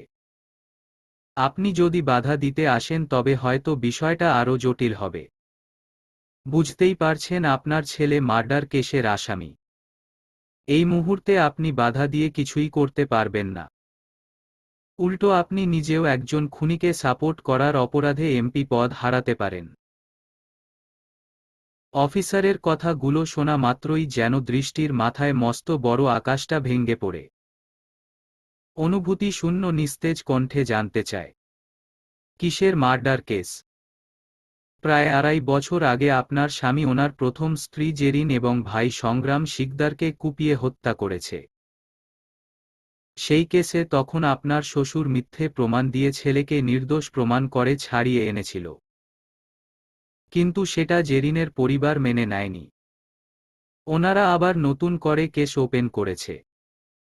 মানুষের জীবন কখন কোন দিকে মোড় নেয় কেউ বলতে পারে না। সুখ দুঃখ এই দুটো জিনিস মনে হয় একে অপরের পরিপূরক। না হয় কি সুখের মুহূর্তগুলো শেষ হতে না হতেই মানব জীবনে দুঃখ এসে হাজির হতো। শিকদার মঞ্জিলের বিয়ের সাজ এখনো মুছেনি। চারিদিকে এখনো উৎসবমুখর আমেজ। সেই আনন্দঘন মুহূর্ত শেষ হবার আগেই ঝুমঝুমিয়ে ঝরে পড়ল দুঃখের বর্ষণ। যেই কালো অতীত মাছেলের মাঝে দূরত্বের দেয়াল সৃষ্টি করেছিল, আজ সেই দেয়াল ভাঙতে না ভাঙতেই সেই কালো অতীত আবারও হানা দিল। সুখের সানাই শেষ হবার আগেই বেজে ওঠল দুঃখের সানাই। আজিজ শিকদার কোনো যুক্তি তর্ক দেখিয়েও ছেলেকে আটকে রাখতে পারেননি। বিভীষিকাময় ঘুমিয়ে থাকা সেই অতীত জাগ্রত হয়ে নিয়ে গেল 14 শিকের ভিতর। বিবশ চোখে চেয়ে দৃষ্টি শুধু দেখে গেল তার প্রণয় পুরুষ, যে পুরুষের প্রেমে মজে পরিবার ছেড়ে এতদূর এসেছে, হাজার লাঞ্ছনা সহ্য করেছে, সেই পুরুষের হাতে হাতকড়া পরিয়ে পুলিশ খুনের আসামি হিসেবে নিয়ে গেল। রেহানা বেগম ছেলের এমন বিপদে নিজেকে ঠিক রাখতে পারেনি। ছেলের শোকে কান্নায় মূর্ছা যাবার অবস্থা। একদিকে পুরনো কেসের সূত্র ধরে ছেলেকে নিয়ে গেল পুলিশ, অন্যদিকে পুত্রবধূর থমকানো চেহারা, স্ত্রীর কান্না, সব মিলে আজিজ শিকদার দিশাহারা। কি রেখে কি করবে, কাকে সামলাবে, মস্তিষ্ক ঘেটে গিয়ে কিছুই ঠাহর করতে পারছে না। প্রায় 2.5 বছর পর কেনই বা শেষ হয়ে যাওয়া কেস আবার শুরু হলো সেটাও ভেবে পাচ্ছে না। জেরিনের বাবার বাড়ির লোক বলতে তো একমাত্র জেরিনের মামারা আছেন। ওনারা যদি 2.5 বছর আগের রায় সন্তুষ্ট না থাকতেন তবে কি আরও আগেই এই কেস নতুন করে শুরু করার কথা ছিল না? বছরের পর বছর চলে যাবার পর তারা কেন এটা নিয়ে পড়বে? এর পিছনে কি অন্য কোনো রহস্য লুকিয়ে আছে? পেছনে থেকে কি অন্য কেউ কলকাঠি নাড়ছে? একের পর এক ভাবনায় মস্তিষ্ক অসাড় আজিজ শিকদারের। তবুও কোনো সুরাহা করতে পারছে না। বাবা, উনি কি সত্যিই খুন করেছিল? ভাবনার অতলে ডুবে থাকা আজিজ শিকদার হুট করে পুত্রবধূর মুখে এমন একটা প্রশ্নে থমকে যায়। শীতল চোখে কতক্ষণ দৃষ্টির দিকে তাকিয়ে থেকে বোঝার চেষ্টা করে মেয়েটার মনে কি চলছে। কিন্তু ব্যর্থ হয় আজিজ শিকদার। কেমন যেন প্রাণহীন হয়ে গেছে মেয়েটা। চোখের সামনে স্বামীকে এভাবে ধরে নিয়ে যেতে দেখেও কান্না দূরের কথা, কোনো নড়চড় পর্যন্ত করেনি। প্রলম্বিত নিঃশ্বাস ছেড়ে আজিজ শিকদার প্রবল আত্মবিশ্বাসী স্বরে বললেন, যে হাত দেশের জন্য অস্ত্র ধরেছে, অসহায় মানুষের দুঃখ মুছে দিয়েছে, অনাহারীর মুখে খাবার তুলে দিয়েছে, সেই হাত কখনো খুন করতে পারে না। আমার ছেলে খুনি না। তবে কেন সবাই বলে নিজের স্ত্রী ভাইকে খুন করেছে রক্তিম শিকদার? কেন খুনি বলে মানুষজন তাকে? খুনের দায়ে আজ কেনই বা পুলিশ ধরে নিয়ে গেল? এত ধোঁয়াশার মাঝে আমাকে কেন রাখছেন আপনারা? আমার স্বামীর সম্পর্কে জানার অধিকার কি আমার নেই? কি সেই অতীত, যে অতীতের সূত্র ধরে আজ আমার স্বামী খুনি? সে যদি খুন না করেই থাকে তবে আপনার ছেলে সংগ্রাম কিভাবে মারা গেছে? আর আপনার বড় ছেলের প্রথম স্ত্রী, উনিই বা কিভাবে মারা গেছে? দয়া করে আমাকে আর ধোঁয়াশার মাঝে রাখবেন না। আমার প্রশ্নের উত্তর দিন। নিস্তেজ কণ্ঠস্বর একসময় চওড়া হয় দৃষ্টির। প্রতিটা কথায় তার অতীত জানার প্রবল জেদ। যে অতীতের জন্য রক্তিম শিকদারকে স্বামী হিসেবে পেয়েও পেল না, সেই অতীত আজ যে কোনো মূল্যে সে জানবেই। পুত্রবধূর এমন দৃঢ় স্বরের প্রশ্নে একটুও ঘাবড়ায় না আজিজ শিকদার। কণ্ঠস্বর আগের থেকেও নরম করে বলে, ঠিক সময়ে সব জানতে পারবে মা। একটু ভরসা রাখো এই বাবার উপর। আমি কথা দিচ্ছি তোমাকে, খুব বেশি দিন আমার ছেলেকে আমি জেল খাটতে দিব না। সঠিক সময়ে সবার সামনেই সব সত্য প্রকাশ পাবে। কোন সত্য? জানতে চায় দৃষ্টি। আজিজ শিকদার দৃষ্টি মেঝেতে স্থির করে গম্ভীরভাবে বলে ওঠে, যে সত্য এতদিন নিজের মাঝে চেপে রেখেছি। সেই সত্য। কোনো ঘটনা ঘটতে দেরি হলেও রটতে দেরি হয় না। ঝড়ের গতিতে পুরো এলাকায় ছড়িয়ে পড়েছে পুরনো কেসের দায়ে রক্তিম শিকদারকে পুলিশ ধরে নিয়ে গেছে। কথাটা পুরো এলাকায় জানান্নি হতে হতে একসময় পৌঁছে যায় দৃষ্টির খালা শিউলি বেগমের কানে। সেখান থেকে ময়মনসিংহ খবর পৌঁছাতে খুব একটা সময় লাগে না। সাদেক সাহেব, দিলশান আরা দুজনেই এমন একটা খবর শুনে স্থির থাকতে পারেনি। সেদিনই ছুটে আসে সাভার মেয়ের কাছে। বাবা মায়ের দেখা পেয়ে এবার যেন দৃষ্টির ভিতরে চলা ভাঙচুর প্রকাশ পায় চোখের জলে। মায়ের পায়ের কাছে বসে করুণ আর্তনাদের সাথে বলতে থাকে, তোমার অমতে সেদিন ওনাকে বিয়ে করাই তুমি আমাকে অভিশাপ দিয়েছিলে মা। তোমাকে কাঁদিয়ে আমি একটুও ভালো নেই মা। বিয়ের পর থেকে একটা রাতও আমি নিশ্চিন্তে ঘুমাতে পারিনি। তুমি তো মা। আমি না হয় একটা ভুল করেই ফেললাম। ক্ষমা করে দাও না আমাকে। আমি আর নিতে পারছি না এসব। এই অভিশপ্ত জীবনের বোঝা আর বইতে পারবো না। ওই মানুষটাকে আমি আমার জীবনের থেকেও বেশি ভালোবেসে ফেলেছি। কখন কিভাবে এতটা ভালোবাসলাম জানি না আমি। শুধু এটুকুই জানি ওই মানুষটা ছাড়া আমি নিজেকে কল্পনা করতে পারি না। দম বন্ধ হয়ে আসে আমার। আমার স্বামী খুনের দায়ে জেলে। কথাটা ভাবতেই আমার নিঃশ্বাস নিতে কষ্ট হচ্ছে মা। ভিতরটা ভেঙে চুরমার হয়ে যাচ্ছে। মেনে নাও না মা। ক্ষমা করে দাও আমাদের। তুমি ক্ষমা না করলে আমি কখনো শান্তিতে সংসার করতে পারবো না। মেয়ের করুণ আর্তনাদে দিলশান আরার কঠোর হৃদয় কেঁপে ওঠে। কেঁদে ওঠে মাতৃমন। পূর্ণ দৃষ্টিতে তাকায় কান্নারত মেয়ের মুখের দিকে। মাত্র কয়েক দিনের ব্যবধানেই মেয়েটা শুকিয়ে কি অবস্থা হয়েছে। চোখের নিচের কালো দাগ প্রমাণ দিচ্ছে নির্ঘুম রাত কাটানোর। চেহারায় সেই আগের লাবণ্যতা আর নেই। 18 বছর বয়সেই মনে হয় 25-26 বছরের কোনো এক সংসার সামলানো ক্লান্ত নারী, যার দিন শুরু হয় সংসার নামক জাতাকলে পৃষ্ঠ হতে। একমাত্র আদরের মেয়ের এমন করুণ পরিণতি মানতে পারে না দিলশান আরা। বিয়ে থেকে শুরু করে এখন পর্যন্ত মনে জমে থাকা সমস্ত রাগ খুব বেরিয়ে আসে ঝাঝালো কথার তোড়ে। দৃষ্টিকে মেঝে থেকে টেনে তুলে দুই বাহু ধরে ঝাঁকিয়ে বললেন, ভালোবাসার মানুষের কাছে সুখে থাকতে এসে এখন কেন এমন দশা তোমার? স্বাস্থ্যের অবনতি, চোখের নিচে কালি, চেহারায় বয়সের ছাপ, এসব কেন? কেন চেহারা থেকে সুখ উপচে পড়ার বদলে দুঃখ ঝরছে অশ্রু হয়ে? কিসের কমতি রেখেছিলাম তোমার? টাকা পয়সা, খাবার, পোশাক, ভালোবাসা, কিসের অভাব ছিল আমার ঘরে তোমার? কোন সুখের আশায় এই জীবন বেছে নিয়েছ? একটা খুনির কাছ থেকে কি সুখ আশা করো তুমি যা আমরা দিতে ব্যর্থ? উত্তর দাও। উত্তর দাও আমার প্রশ্নের। কোনো প্রত্যুত্তর করতে পারে না দৃষ্টি। চুপচাপ মাথা নত করে ফুঁপিয়ে কেঁদে ওঠে। কান্না ছাড়া যেন এই মুহূর্তে তার মাঝে আর কিছুই অবশিষ্ট নেই। মেয়ের নীরবতায় ক্ষেপে যায় দিলশান আরা। রাগ নিয়ন্ত্রণ করতে না পেরে দৃষ্টির বাহুতে চাপ প্রয়োগ করে আবারও চেঁচিয়ে বলে ওঠে, কথা বলছো না কেন? উত্তর দাও আমার প্রশ্নের। আর যদি উত্তর না থাকে তোমার কাছে, তবে আজ এই মুহূর্তে ওই খুনির সাথে সম্পর্ক ছিন্ন করে আমার সাথে যেতে হবে তোমার। হয় আমাকে তোমার সুখ দেখাও, না হয় সম্পর্ক চুকিয়ে নাও।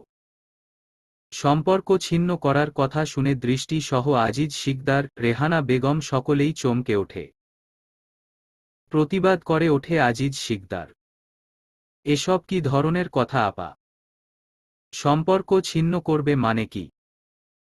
বিয়ে কি কোনো ছেলে খেলা, যে ইচ্ছে হলো খেললো আবার ইচ্ছে হলো খেলা শেষ করে দিল?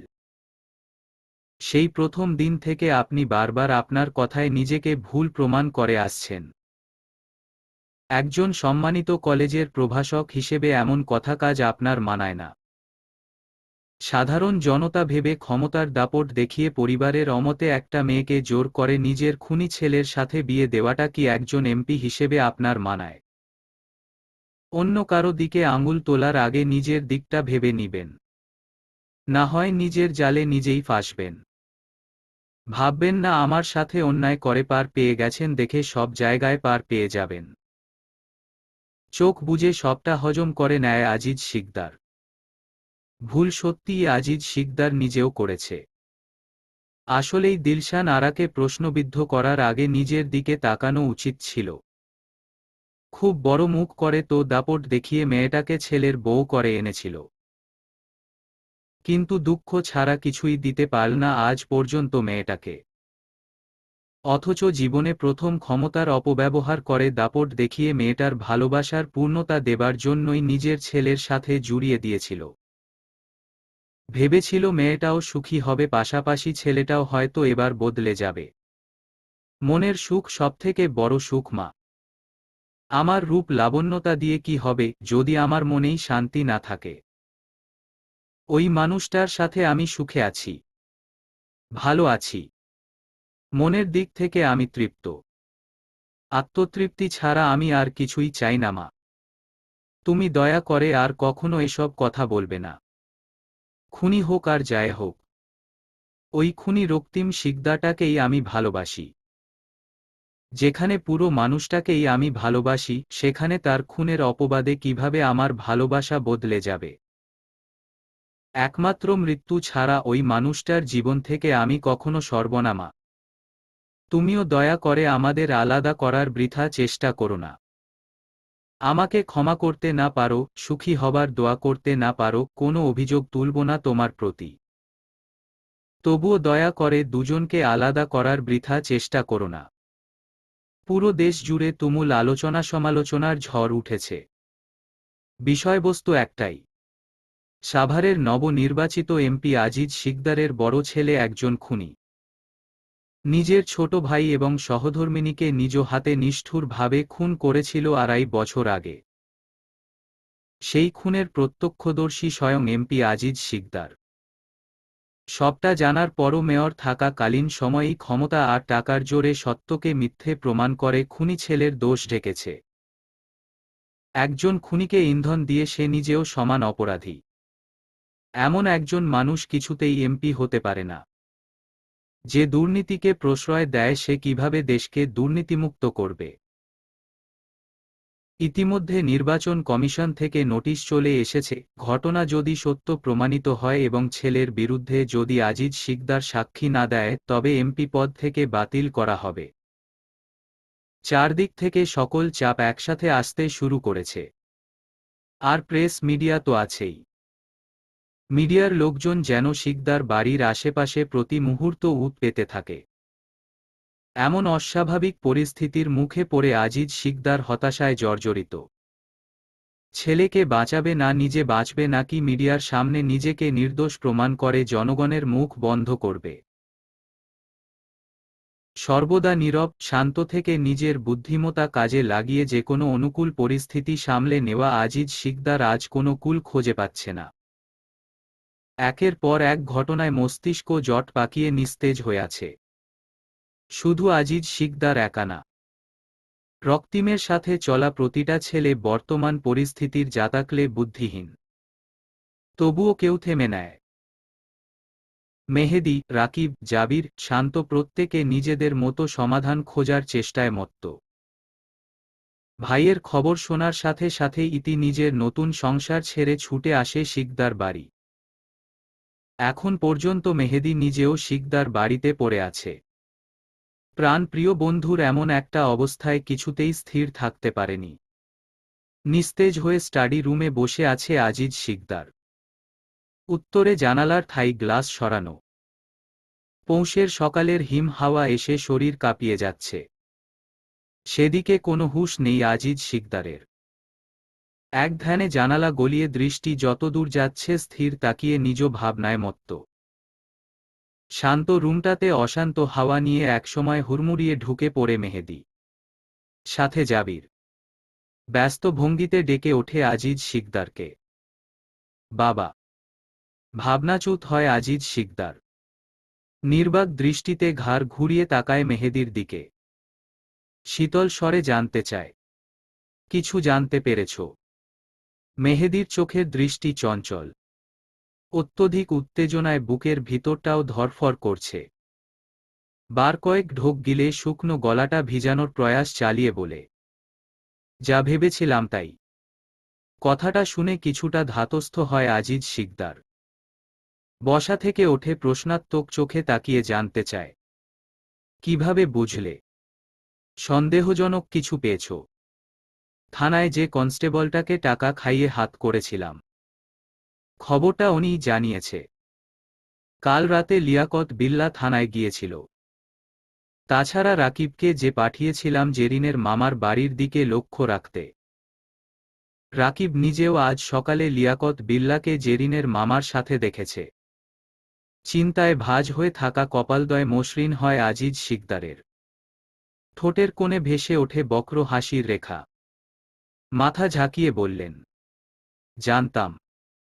সাবেক এমপি সাহেব ছাড়া এত ধূর্ত বুদ্ধি আর কার হবে? আজকে রক্তিমের সাথে একবার দেখা করতে চাচ্ছিলাম বাবা। এখন মনে হচ্ছে থানায় যাওয়াটা অতি আবশ্যক। সু ও রটা না জানি কাল রাতে কোন কুন্তলবে থানায় গিয়েছিল। মেহেদীর মুখে গালি শুনে যথেষ্ট বিরক্ত হয় আজিজ শিকদার। মুখে বর্গীয় উচ্চারণ করে বিরক্তিভাব প্রকাশ করে বলে, আহ, যাবে ভালো কথা, কিন্তু মুখ খারাপ করো কেন? আর কার সামনে কি বলতে হয় সব খেয়ে বসে আছো নাকি? আমি তোমার শ্বশুর কথাটা মনে হয় ভুলে গেছ।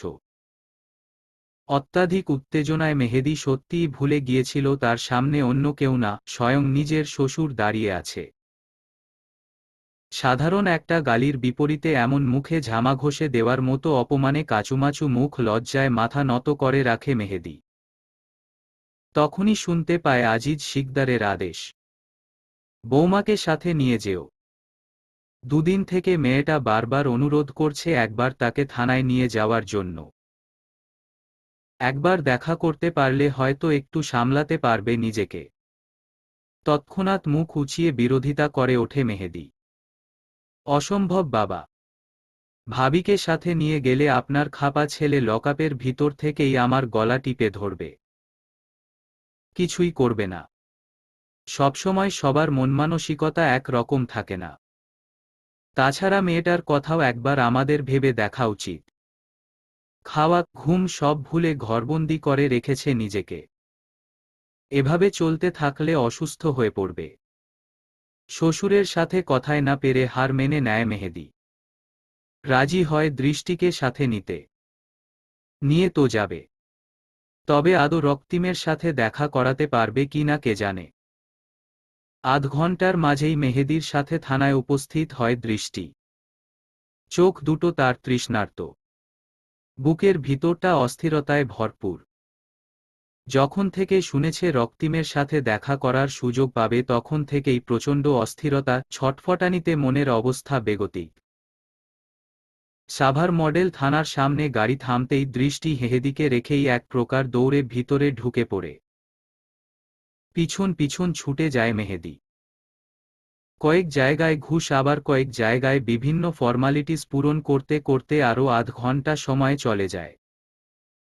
দৃষ্টির যেন এবার নিঃশ্বাস বন্ধ হয়ে আসার উপক্রম।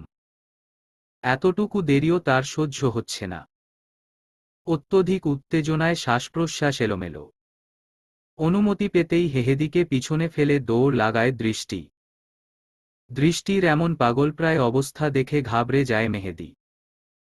কোনোমতে বুঝিয়ে কিছুটা শান্ত করে ধীরস্থিরভাবে এগিয়ে যায় রক্তিমকে রাখা সেলের দিকে। নির্দিষ্ট সেলের সামনে দাঁড়িয়ে ভিতরের চিত্র দেখে থমকে যায় দুজনেই। দৃষ্টির এতক্ষণের এলোমেলো শ্বাসপ্রশ্বাসটুকু এবার বন্ধ হবার জোগাড়। অস্থিরতা কাটিয়ে বুকের ভিতর শুরু হয় ঝড়ের তাণ্ডব। নির্বাক মেহেদীও একইভাবে অত্যধিক বিস্ময় নিয়ে তাকিয়ে থাকে সেলের ভিতর এক হাঁটু ভাঁজ করে দেয়ালে হেলান দিয়ে থাকা রক্তিমের দিকে। মাত্র 6 দিন হয়েছে রক্তিম জেলে। এই 6 দিনেই নিষ্ঠুর গুলো কিভাবে অত্যাচার চালিয়েছে তার উপর। ঠোঁটের কোণে লেগে থাকা রক্তের দাগটা দূর থেকে দেখেও মনে হচ্ছে এখনো তাজা হয়ে আছে। কেমন নিস্তেজ শক্তিহীনের মতো চোখ দুটো বন্ধ করে দেয়ালে হেলান দিয়ে আছে। দেখে মনে হচ্ছে প্রাণহীন এক শরীর। মেহেদীর নির্বাক দৃষ্টিও সময় ঝাপসা হয়। মানতে কষ্ট হয় বন্ধুর এমন পরিণতি। কতটা নির্দয়ের মতো অত্যাচার চালিয়েছে অমানুষগুলো। ভাবতেই ভিতরটা কেঁপে ওঠে। দৃষ্টির ফোপানোর শব্দে মেহেদীর ঘোর কাটে। তটস্থ ভঙ্গিতে একবার আশেপাশে তাকিয়ে মৃদু স্বরে ডেকে ওঠে রক্তিমকে। কে ডাকছে কণ্ঠটা ধরতে পারে না রক্তিমের বেদনায় পৃষ্ঠ মস্তিষ্ক। শরীরের পীড়ার কাছে সব কিছুই ঝাপসা আজ। বহু কষ্টে বন্ধ চোখের পাপড়ি দয় আলগা করে মাথা অল্প সোজা করে রক্তিম। নিভু নিভু দৃষ্টিতে ভাসে দুজন মানুষের প্রতিবিম্ব। কিন্তু মানুষ দুজনকে তা ঝাপসা দৃষ্টিতে স্পষ্ট হয় না। রক্তিমের এমন বেহাল দশায় মেহেদীর চোখে অশ্রু বাঁধ ভেঙে গড়িয়ে পড়ে। সাথে সাথেই আবার শার্টের হাতায় চোখ দুটো মুছে নেয়। একবার কান্নারত দৃষ্টিকে দেখে নিয়ে আবারও ডাকে রক্তিমকে। এতক্ষণ পর এবার রক্তিমের অসার মস্তিষ্ক মেহেদীর কণ্ঠ চিনতে পারে। চোখের দৃষ্টিও অল্প পরিষ্কার হয়। ভেসে ওঠে পরিচিত দুটো মুখ। দৃষ্টিকে এখানে দেখে খানিক উত্তেজিত হয় রক্তিম। বসা থেকে ওঠে দাঁড়িয়ে কোনোমতে টলতে টলতে এগিয়ে আসে লোহার শিকল দিয়ে তৈরি দেয়ালের নিকট। ডান হাতে একটা শিক ধরে নিজের ব্যালেন্সটুকু বজায় রাখার চেষ্টা করে ব্যথাতুর কণ্ঠে নিচু স্বরে বলে ওঠে, ওকে কেন নিয়ে এনেছিস? রক্তিমের এমন ব্যথাতুর নিস্তেজ কণ্ঠ এবার যেন দৃষ্টিকে একেবারে ভেঙ্গে গুড়িয়ে দেয়। নিঃশব্দের কান্নাটা রূপ নেয় উচ্চরুলে। তৎক্ষণাৎ পাশে থাকা কনস্টেবল হালকা ধমকের সাথে বলে ওঠে, এটা জেলখানা, আপনাদের রঙ্গতামাশা করার জায়গা না। আলগা পিরিতি দেখাইতে আসলে ওইটার সাথে সব কয়টারে ভরে রাখব। কনস্টেবলের কথা সবার কানে গেলেও কোনো প্রত্যুত্তর করেনি কেউ। কারণ পরিস্থিতি এখন তাদের অনুকূলে। এমন শত অপমান মুখ বুঝেই সহ্য করতে হবে। দৃষ্টি ঠোঁট কামড়ে কান্নার শব্দ আটকানোর চেষ্টা করে ব্যর্থ হয়। সেলের ফাঁক গলিয়ে কাপা কাপা হাতে রক্তিমের ঠোঁটের কোণের রক্তটুকু ছুঁয়ে দেয়। তৎক্ষণাৎ হালকা ব্যথা সেই সাথে দৃষ্টির হঠাৎ এমন একটা কাজে বিস্ময় কেঁপে ওঠে রক্তিম। চোখ তুলে কান্নারত দৃষ্টির মুখের দিকে তাকায়। রক্তিমের ঠোঁটের কোণের রক্তটুকু হাতের কনিষ্ঠ আঙুলে লাগিয়ে আবারও হাতটা বাইরে নিয়ে আসে দৃষ্টি। টকটকে লাল রক্ত কতক্ষণ অশ্রুসিক্ত নয়নে তাকিয়ে দেখে জানতে চায়, এতটা নির্দয়ের মতো কিভাবে মেরেছে ওরা আপনাকে? খুব কষ্ট হয়েছে আপনার, তাই না? শরীরের যন্ত্রণা থেকেও মনের যন্ত্রণা তীব্র রক্তিমের। দৃষ্টির এমন প্রশ্নে নির্বাক তাকিয়ে থাকে কতক্ষণ। রক্তাক্ত ঠোঁটের কোণে যন্ত্রণামিশ্রিত হাসি ফুটিয়ে বিড়বিড়িয়ে বলে, এক নারী জাতি আর কত রূপ দেখাবে? একজন হৃদয়ে রক্তক্ষরণ সৃষ্টি করে আনন্দ পায়, আরেকজন শরীরে অল্প আঘাতের সন্ধান পেয়ে তীব্র বেদনায় ছটফটানি প্রকাশ করে। বুকের ভিতরে থাকা যন্ত্রণাটা যেন এবার শরীরের যন্ত্রণা ম্লান করে দিয়েছে। তীব্র এক দহনে বুকের ভিতরটা চৌচির। জিভের ডগায় রক্তাক্ত ঠোঁট দুটো ভিজিয়ে বেদনার ঢোক গিলে রক্তিম। কণ্ঠে দৃঢ়তা আনার ব্যর্থ প্রয়াস চালিয়ে বলে, আর কখনো এখানে আসবে না। আমার চিন্তা তোমাকে করতে হবে না। আমি ভালো আছি। বাড়ি যাও। পড়ায় মন দাও। মাত্র 2 দিন পর অ্যাডমিশন টেস্ট। এবার যদি চান্স হারিয়ে নিজের মা বাবার কাছে আমাকে দোষী করেছ তবে খুব খারাপ হবে বলে দিচ্ছি। আমি যেন জেলের ভিতর থেকেও শুনতে পায় চান্স হয়ে গেছে। এই প্রথম। বিয়ের এতদিনে এই প্রথম রক্তিম কণ্ঠে অধিকার খাটিয়ে দৃষ্টিকে শাসনের সুরে কিছু বলেছে। তাও এমন একটা মুহূর্তে এসে, যে মুহূর্তে দৃষ্টি পারছে না রক্তিমের এমন আচরণে খুশি হতে, পারছে না চোখের সামনে দেখা রক্তিমের করুণ পরিণতি ঘুচিয়ে দিতে। বুকের ভিতরটা যে কি অসহ্য যন্ত্রণায় নিঃশেষ হচ্ছে। মনে হচ্ছে বিষাক্ত কোনো এক পোকার বাস এই বুকে, যে পোকা কামড়ে ধরে বুকের মাঝে নিজের সমস্ত বিষ উগলে দিচ্ছে। সেই বিষে নীল হচ্ছে হৃৎপিণ্ড। চোখের সামনে শখের পুরুষের এমন নির্মম পরিণতি সহ্য হচ্ছে না কিছুতেই। ইচ্ছে করছে গলা ফাটিয়ে চিৎকার করে পুরো বিশ্বকে জানান দিতে, তার ভালোবাসার মানুষের শরীরের প্রতিটা আঘাত তার হৃদয়ে এক একটা অগ্নিপাতের সৃষ্টি করছে, যে অগ্নিপাতে দগ্ধ হচ্ছে মন জমিন। পুড়ে ছাই হয়ে যাওয়া এ মন জমিনে কি আর কখনো বসন্তের কোকিল উড়বে, ভালোবাসার গান গাইবে, নাকি সারাজীবন ডাহুকের আর্তনাদ ভেসে আসবে? জোরে জোরে কয়েকটা নিঃশ্বাস নিয়ে নিজেকে বহু কষ্টে সামলায় দৃষ্টি। তবে কান্নারা কি আর এত সহজে বিদায় নিতে চায়? দৃষ্টি পারে না কান্না আটকাতে। সেভাবেই কান্নায় রোধ হয়ে আসা কণ্ঠে বলে, এবার আমি ঠিক চান্স পেয়ে যাব। আমার স্বামী এই প্রথম আমার থেকে কিছু একটা আশা করছে। আমি কিভাবে সেটা অপূর্ণ রাখি? বাড়ি গিয়ে সব ভুলে মন দিয়ে পড়ব।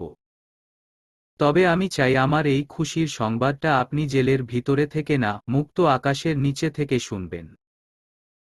রেজাল্ট পাবলিশড হবার আগে আপনার জামিন না হলে লাগবে না আমার চান্স।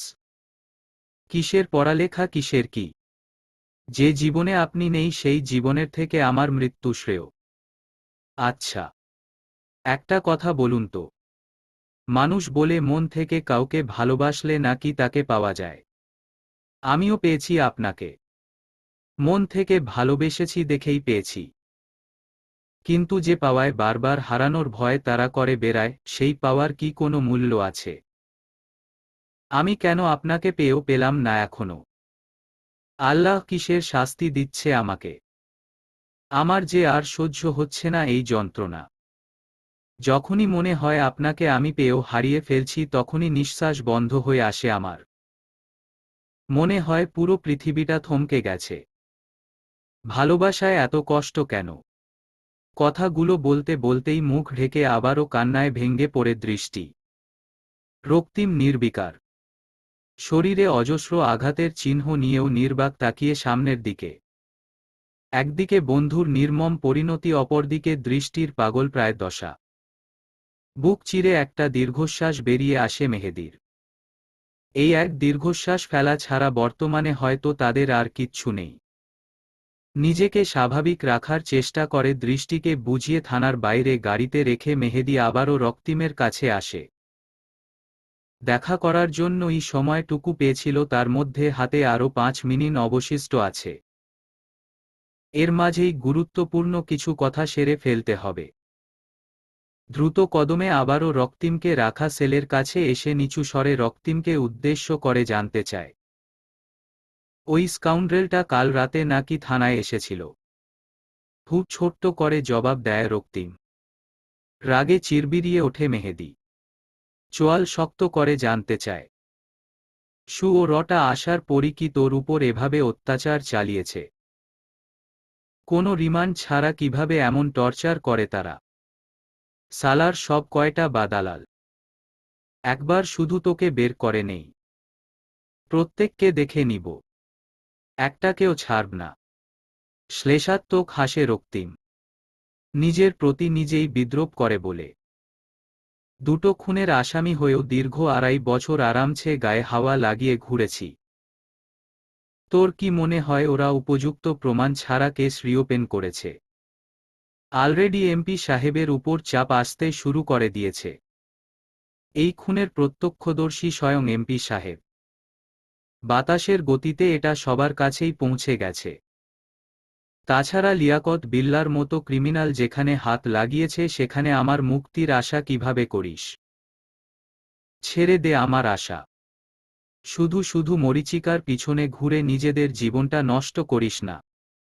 মৃত্যুর ভয় আমার নেই। যদি থাকতই তবে হয়তো এত সহজে এই হাতে দুটো শরীর থেকে প্রাণ আলাদা করতে পারতাম না। আমার মৃত্যুতেই আমার মুক্তি। আমিও এই অভিশপ্ত জীবন থেকে মুক্তি চাই। শান্তির ঘুম ঘুমাতে চাই। রক্তিমের নির্লিপ্ততা কণ্ঠের এমন ভয়াবহ কথায় বুকটা ছ্যাঁত করে ওঠে মেহেদীর। গ্রীষ্মের উত্তপ্ত দিনের মতোই গলা শুকিয়ে কাঠ হয়। বুকের ভিতর সৃষ্টি হয় নাম না জানা এক তোলপাড়। শিক ধরে রাখা রক্তিমের হাতটা এক হাতে শক্ত করে ধরে মেহেদী। শক্ত মনোবলে দৃঢ় কণ্ঠে বলে, একদম ঘাবড়াবি না। ভুলে যাবি না তুই আজিজ শিকদারের ছেলে রক্তিম শিকদার। এত সহজে তোর পতন হতে পারে না। আরও অনেক বছর বাঁচতে হবে তোকে। তোর মনে নেই আমরা দুজন যে প্ল্যান করেছি ব্যবসা শুরু করব। ছন্নছাড়া জীবনটাকে বিদায় দিয়ে ৮-১০টা স্বাভাবিক মানুষের মতো বাঁচব আমরা। নিজেদের পাশাপাশি এলাকার প্রতিটা বেকার ছেলের কর্মসংস্থান গড়ব। তুই ছাড়া এগুলো কিভাবে হবে? আমাকে প্লিজ মাঝপথে ফেলে চলে যাস না। তোকে বাঁচতে হবে। আমাদের দুজনের একসাথে দেখা এখনো কত কত স্বপ্ন অপূর্ণ। সেগুলোর পূর্ণতা দিতে হবে। দৃষ্টি মেয়েটা শুধু তোকে ভালোবেসে নিজের পরিবার ছেড়েছে। তোকে যেদিন পুলিশ ধরে নিয়ে আসে ওই দিনই দৃষ্টির মা বাবা এসেছিল তাকে নিয়ে যেতে। মেয়েটা যায়নি। কি বলেছিল জানিস? তুই নাকি ওর মানসিক শান্তি। ছন্নছাড়া গুন্ডা রক্তিম শিকদারকে ভালোবেসে সে নিজের পরিবার ছাড়তে পেরেছে যেহেতু, এখন খুনি রক্তিম শিকদারকেও ভালোবেসে দুঃখগুলোকেই সুখ ভেবে একটা জীবন পার করে দিতে পারবে। একবার ওই মেয়েটার কথা ভাব। পৃথিবীতে সব মেয়ে খারাপ হয় না। সবাই ছলনা করে না। যদি কতরই, তবে তোর আমার মা বাবা এখনো একসাথে এক ছাদের নিচে থাকত না। তাদের সংসারটা এমন সুন্দর পরিপূর্ণ হত না। পৃথিবীতে দৃষ্টির মতো মেয়েরা আছে বলেই ভালোবাসা এখনো বেঁচে আছে। ওই খাঁটি হিরেকে আর কাজ ভেবে পায়ে ঠেলে দিস না। ওই মেয়েটার ভালোবাসার মূল্য চুকানোর জন্য হলেও তোকে এই ১৪ শিকের ভিতর থেকে বের হতে হবে। আর তোর বাবা মা, তাদের একমাত্র ছেলে এখন তুই। তুই ছাড়া ওদের আর কেউ নেই। ওই দুটো মানুষের বুড়ো বয়সের হাতের লাঠি তুই। নিজের পরিবারের কথা ভেবে হলেও হার মেনে নিস না। মনে বিশ্বাস রাখো, ইনশা আল্লাহ তোর মুক্তি হবেই। জেলা জজ আদালতে আজ ১০টায় রক্তিমের কেস উঠবে। কাকতালীয়ভাবে আজকেই দৃষ্টির অ্যাডমিশন এক্সাম। কি করবে দৃষ্টি? পরীক্ষা দিতে যাবে, নাকি আদালতে কি রায় ঘোষণা হয় তা শুনতে যাবে? স্রোতের টানে দৃষ্টি যেন খেও হারিয়ে মাঝ সাগরে ডুবতে যাচ্ছে। সারাটা রাত ছটফট করেছে একই ভাবনায়। আদালতে কি হচ্ছে না হচ্ছে এসব চিন্তায় না পারবে ভালো করে পরীক্ষা দিতে আর না পারবে পরীক্ষা না দিয়ে সশরীরে আদালতে উপস্থিত থাকতে। এই এক অ্যাডমিশন এক্সামকে কেন্দ্র করে এখন শুধু মা বাবার স্বপ্ন পূরণ না, সাথে যুক্ত স্বামীর প্রথম চাওয়া। দৃষ্টি কিভাবে পারবে তার প্রিয় মানুষের প্রথম চাওয়াটুকু অপূর্ণ রাখতে? হাজার দ্বিধাদ্বন্দ্ব কাটিয়ে সিদ্ধান্ত স্থির করে পরীক্ষা সে দিবে। আজিজ শিকদার তাকে আশ্বস্ত করেছে রক্তিম মুক্তি পাবেই। দেশে এমন কোনো আদালত এখনো তৈরি হয়নি যে রক্তিম শিকদারকে সাজা দিবে। দৃষ্টি জানে আজিজ শিকদার শুধুমাত্র তাকে আশ্বস্ত করার জন্যই মনগড়া কথাগুলো বলেছে। যেখানে বিপক্ষ দল রক্তিমের বিরুদ্ধে খুনের সমস্ত প্রমাণ ইতিমধ্যে পুলিশের কাছে হস্তান্তর করেছে, সেখানে কিভাবে রক্তিম নির্দোষ প্রমাণিত হবে? তাছাড়া রক্তিম নিজেও নাকি কোনো ভনিতা ছাড়াই স্বীকারোক্তি দিয়েছে খুন দুটো সে করেছে। এরপরও কি আর কোনো আশা থাকে রক্তিম নির্দোষ প্রমাণ হবার? বেদনায় পৃষ্ঠ মন মস্তিষ্ক নিয়েই যথাসময়ে মেহেদীর সাথে পরীক্ষা কেন্দ্রে উপস্থিত হয় দৃষ্টি। মানসিক অশান্তিকে সঙ্গী করেই পা বাড়াই একটু ভালো কিছুর আশায়। এত অনিশ্চয়তার মাঝেও মন বলে কিছু একটা মিরাকেল হবে। অন্ধকারাচ্ছন্ন রাতের পর নতুন সূর্য কিরণ ছড়াবে। একটা খারাপ দিনের পরই একটা ভালো দিনের সূচনা হয়। সেই ভালো দিনটা দৃষ্টির জীবনে খুব শীঘ্রই আসবে। সৃষ্টিকর্তা একজন মানুষের ভাগ্যে সবসময় দুঃখ রাখে না। বিভিন্ন অনুকূল পরিস্থিতির মাধ্যমে বান্দার ধৈর্যের পরীক্ষা নেই। সেই ধৈর্যের পরীক্ষায় দাঁত খিচিয়ে সফল হতে পারলেই সুখের দিনের সন্ধান পায় মানবজাতি। পরীক্ষা কেন্দ্রের সামনে গাড়ি থেকে নামতেই দৃষ্টি হেহেদিকে তাড়া দেয়। ভাইয়া, আপনি এবার কোর্টে চলে যান, বাকিটা আমি সামলে নিতে পারব। দৃষ্টিকে বোঝানোর সুরে মেহেদি বলে। তুমি এত হাইপার হয়ে যেও না। ওখানে বাবার সাথে রাকিব, জাবির, শান্ত সবাই আছে। বাবা যখন একবার বলেছে রায় আমাদের পক্ষেই আসবে তখন একদম নিশ্চিত থাকো তুমি। ভালো করে মন দিয়ে পরীক্ষাটা দাও বোন প্লিজ। মনে করো এটাই রক্তিমের মন জয় করার তোমার শেষ চান্স। ধরে নাও কেন্দ্র থেকে বের হয়েই শুনতে পারবে রক্তিম মুক্তি পেয়ে গেছে। মাথা থেকে সমস্ত বাজে চিন্তা ঝেড়ে ফেল। ম্লান হাসে দৃষ্টি। তাকে সবাই কেমন বাচ্চাদের মতো ট্রিট করছে। ছোট বাচ্চাদের যেমন খেলনা দিয়ে ভুলিয়ে রাখে তেমন করেই প্রতিটা মানুষ তাকে সান্ত্বনার বাণী শুনিয়ে ভুলিয়ে রাখছে। পরিস্থিতি যে এতটাও ভালো না সেটা বোঝার মতো বয়স দৃষ্টির হয়েছে। এটা হয়তো সবাই ভুলে গেছে। তবুও দৃষ্টি মনের ছটফটানি মুখে প্রকাশ করে, মানুষগুলোকে হতাশ করে না। চুপচাপ শুধু শুনে যায় এক একটা সান্ত্বনার বাণী। পা বাড়াই হলের ভিতর। অস্থির মনে বাইরে অপেক্ষমান মেহেদি। আদালতে কি হচ্ছে সেই চিন্তায় স্থির থাকতে পারে না। দৃষ্টিকে বুঝিয়ে ভিতরে ঢুকিয়ে চলে যায় জেলা আদালতের দিকে। ভাবে দৃষ্টির পরীক্ষা শেষ হবার আগে পরিস্থিতি বিবেচনা করে আবারও চলে আসবে। মেয়েটা এই মিথ্যেটুকুই জানুক, মেহেদি তার জন্য বাইরে দাঁড়িয়ে আছে। দুই পক্ষের উকিলের একের পর এক যুক্তিপূর্ণ বয়ান, সাক্ষীদের সত্যমিথ্যা সাক্ষ্য প্রমাণের ভিত্তিতে তর্ক বিতর্কে আদালত ভবনে টানটান উত্তেজনা বিরাজ করছে। বিরোধী দলের উকিল সবশেষে প্রধান সাক্ষী হিসেবে খুনের প্রত্যক্ষদর্শী আজিজ শিকদারকে জেরা করার অনুমতি চায় বিচারকের কাছে। অনুমতি প্রদান করা হলে আজিজ শিকদারকে কাঠগড়ায় দাঁড় করানো হয়। বিপরীত পাশের কাঠগড়ায় রক্তিম নির্বাক মাথা তুলে এক ধ্যানে দেয়ালের দিকে তাকিয়ে আছে। ছেলের দিকে এক নজর তাকিয়ে আজিজ শিকার ছোট্ট একটা নিঃশ্বাস ফেলে পবিত্র কোরআন ছুঁয়ে সত্য শপথ করেন। সাথে সাথে বিপক্ষ দলের উকিল একের পর এক যুক্তি দেখিয়ে আজিজ শিকদারের মুখ থেকে খুন দুটো রক্তিম করেছে কথাটা বের করার প্রয়াস চালায়। মাথা উঁচিয়ে আজিজ শিকদার বুক টানটান করে দাঁড়িয়ে আত্মবিশ্বাসী স্বরে বলে ওঠে, রক্তিম শিকদার খুন করেনি। তবে খুনগুলো কে করেছে? একজন এমপি হয়ে নিজের ছেলের দোষ ঢাকার জন্য এভাবে জনসম্মুখে মিথ্যে বলতে একবারও আপনার ভয়ে বুক কাঁপছে না? তাছাড়া খুনি রক্তিম শিকদার যেমন আপনার ছেলে, তেমনই তো সে যাদের খুন করেছে তাদের মধ্যে একজন সংগ্রাম শিকদার, সেও আপনার ছেলে। এক ছেলেকে বাঁচাতে গিয়ে আরেক ছেলের হত্যাকারীকে প্রশ্রয় দিয়ে ফেলছেন না? বাবা হয়ে কিভাবে পারছেন নিজের ছেলের খুনিকে নির্দোষ প্রমাণ করার জন্য মিথ্যা বয়ান পেশ করতে? আজ না হয় ভরা আদালতে মিথ্যা বলে ছেলেকে বাঁচিয়ে নিয়ে যাবেন, কিন্তু এরপর বিবেকের ধ্বংসনে বাঁচতে পারবেন তো? বিরোধী দলের উকিলের যুক্তিপূর্ণ কথায় একটুও টলেনি আজিজ শিকদার। বরং আগের চেয়েও দৃঢ় প্রতিজ্ঞ স্বরে বলে, যদি মিথ্যে বলতাম তবে অবশ্যই বুক কাঁপত। মিথ্যে বলিনি দেখেই বুক কাঁপেনি। আর না কখনো বিবেকের ধ্বংসনের শিকার হব। আপনি যে মিথ্যে বলছেন না তার কি প্রমাণ? আসামি নিজেও তো স্বীকার করছে সে খুন করেছে। তবে সবসময় আমাদের জানা আর দেখা সঠিক হয় না। চোখের দেখাও অনেক সময় মিথ্যে হয়। আর মনের বিশ্বাসও। এতক্ষণে একটা সত্য কথা বলেছেন। আসলেই অনেক সময় চোখের দেখা মনের দৃঢ় বিশ্বাসও মিথ্যে হয়।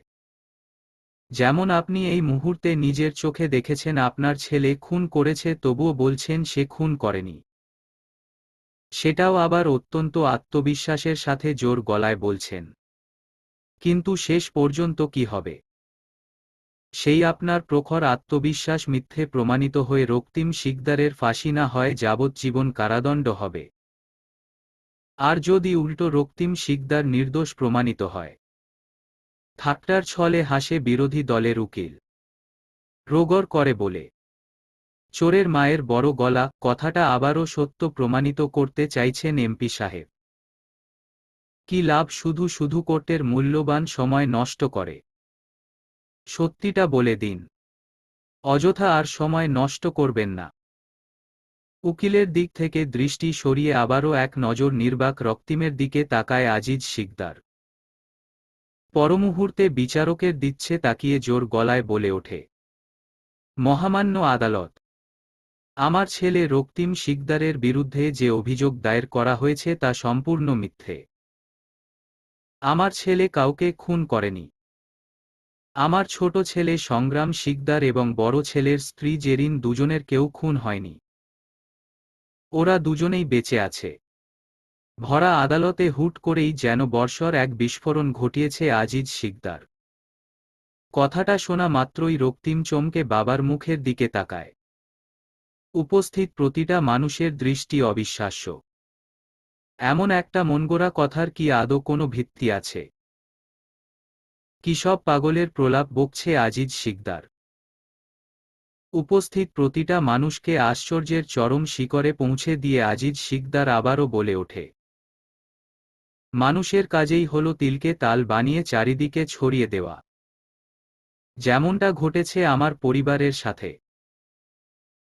আমার বড় ছেলের স্ত্রী জেরিন আর আমার ছোট ছেলে সংগ্রাম শিকদারের মাঝে দেবরভাবীর সম্পর্ক ছাপিয়ে এক সময় অবৈধ সম্পর্কের সৃষ্টি হয়।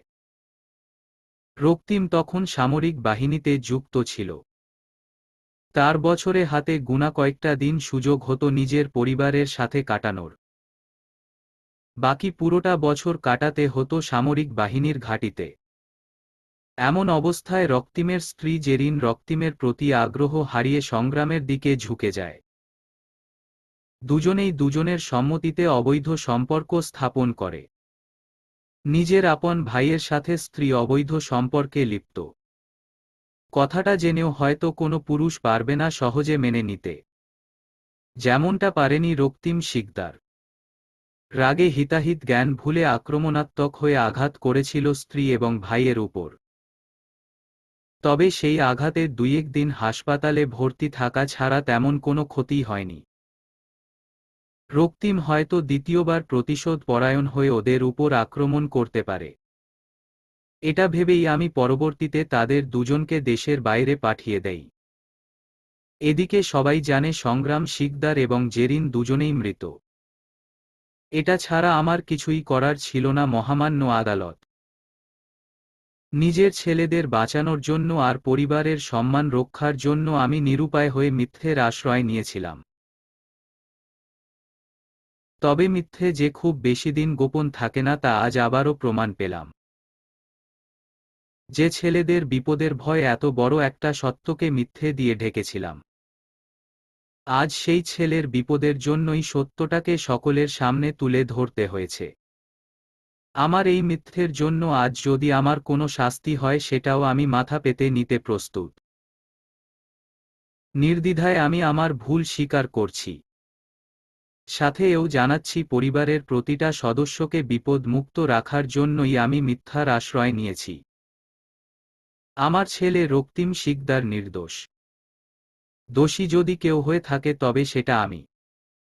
মিথ্যার আশ্রয় নিয়ে আমি দোষী। আমার দোষ আমি মাথা পেতে নিচ্ছি। কথাগুলো শেষ করেই দলের একজন ছেলেকে ইশারায় কিছু একটা বলেন আজিজ শিকদার। কয়েক মুহূর্তের ব্যবধানে আদালতে সশরীরে উপস্থিত হয় সংগ্রাম শিকদার এবং রক্তিমের প্রথম স্ত্রী জেরিন। উপস্থিত প্রতিটা মানুষ বাকহারা। এতদিনের ভুল ধারণাটা হঠাৎ সবার সামনে মিথ্যে বলে প্রমাণ হওয়ায় স্তব্ধ প্রত্যেকে। কারো মুখে কোনো কথা নেই। এতক্ষণের কোলাহলপূর্ণ ভবন এক লহমায় নিস্তব্ধ। রক্তিম পলকহীন তাকিয়ে আছে আজিজ শিকদারের দিকে। মস্তিষ্ক অসাড় হয়ে কাজ করা বন্ধ করে দিয়েছে। আদালতে উপস্থিত প্রতিটা মানুষ সংগ্রাম জেরিনের দিকে তাকিয়ে থাকলেও সে তাকায়নি একবারের জন্য। ছেলের এমন শীতল দৃষ্টির কাছে আজিজ শিকদার নতজানু। কিছুতেই পারছে না আজ ছেলের চোখের দিকে তাকিয়ে থাকতে, না পারছে মাথা তুলতে।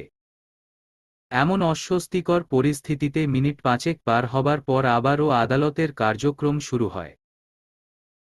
যাদের খুনের দায়ে আসামিকে দোষী সাব্যস্ত করা হচ্ছিল সেই তাদের স্বীকারোক্তিতেই রক্তিম নির্দোষ প্রমাণিত হয়। সংগ্রাম জেরিন দুজনেই নত মস্তকে স্বীকার করে নেয় তাদের ভুল, জানিয়ে দেয় রক্তিম নির্দোষ। জেরিন অকপটে স্বীকার করে রক্তিমের সাথে তার ভালোবেসে বিয়ে হলেও বিয়ের পর এক সময় উপলব্ধি করে রক্তিম আসলে তার ভালোবাসা ছিল না, স্রেফ মোহ ছিল। মামার সংসারে বোঝা হয়ে থাকাই শেষ পর্যন্ত কোনো কুল না পেয়ে রক্তিমকেই ভালোবাসা ভেবে বিয়ে করে নেয়। কিন্তু বিয়ের পর ধীরে ধীরে বুঝতে পারে রক্তিম আসলে তার ভালোবাসা না, তার মোহ। আর সংগ্রাম হল তার সত্যিকারের ভালোবাসা, যে ভালোবাসার জের ধরেই সমাজের প্রতিটা মানুষের চোখে ধুলো দিয়ে আজও তারা একসাথে ভিনদেশে সংসার পেতে ভালো আছে। আদালতে পুরোটা সময় রক্তিম একমাত্র আজিজ শিকদারের দিকেই তাকিয়েছিল। কান দুটো তার খোলা থাকলেও আকস্মিক এমন একটা ধাক্কায় অসার মস্তিষ্ক হয়তো জেরিন বা সংগ্রাম কারো কথায় ধরতে পারেনি। আর না পেরেছে নিশ্চল মস্তিষ্ক শরীরে কোনো উত্তেজনা সৃষ্টি করতে। বিচারকের মুখে রক্তিম নির্দোষ কথাটা শোনার পরও কারো মুখে এক বিন্দু হাসি ফুটেনি। সকলের মস্তিষ্কে একটাই ভাবনা, এরপর কি হবে? রক্তিম আর কতক্ষণ এমন নির্বাক থাকবে? আবার কোনো বিপদ আসতে চলেছে সামনে। বিচার কার্য শেষ হতেই একে একে সকলেই বিদায় নেয়। আজিজ শিকদারের আদেশে যে লোক জেরিন সংগ্রামকে কোর্টে হাজির করেছিল সেই লোকের সাথেই তারা আবারও চলে যায়। যাবার সময় দুজনেই এক পলক শুধু তাকিয়ে দেখে যায় নির্বাক রক্তিমকে। রক্তিম একইভাবে নিশ্চল কাঠগড়ায় দাঁড়িয়ে। ইন্সপেক্টর এসে তারা দেয় কেস নিষ্পত্তির কিছু ফর্মালিটিস পূরণ করার জন্য। রক্তিমের কোনো হেলদুল হয় না। মেহেদি চিন্তিত মুখেই বসা থেকে উঠে এগিয়ে যায় রক্তিমের দিকে। ভয়ে জড়ানো মনেই শুকনো ঢোক গিলে রক্তিমের হাত ধরে বাইরে নিয়ে যায়। রক্তিম যেন এক কলের পুতুল। মেহেদি তাকে যেদিকে নিয়ে যাচ্ছে সে প্রাণহীন এক পুতুলের মতোই সেদিকেই এগিয়ে যাচ্ছে। তার এমন অস্বাভাবিক নির্লিপ্ততায় ভয় হয় উপস্থিত প্রতিটা মানুষের। এভাবে আর কতক্ষণ থাকবে ছেলেটা? এক বিপদ শেষ হবার সাথে সাথেই আবার না কোনো অঘটন ঘটে যায়। কোর্টের সমস্ত কার্যক্রম সমাপন করে আজিজ শিকদারকে বুঝিয়ে বাড়ি পাঠিয়ে দেয় মেহেদি।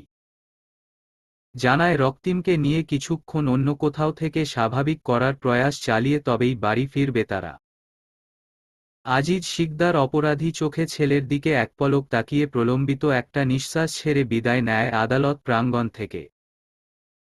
মেহেদি রক্তিমের হাত ধরে এগিয়ে যায় অন্য একটা গাড়ির দিকে।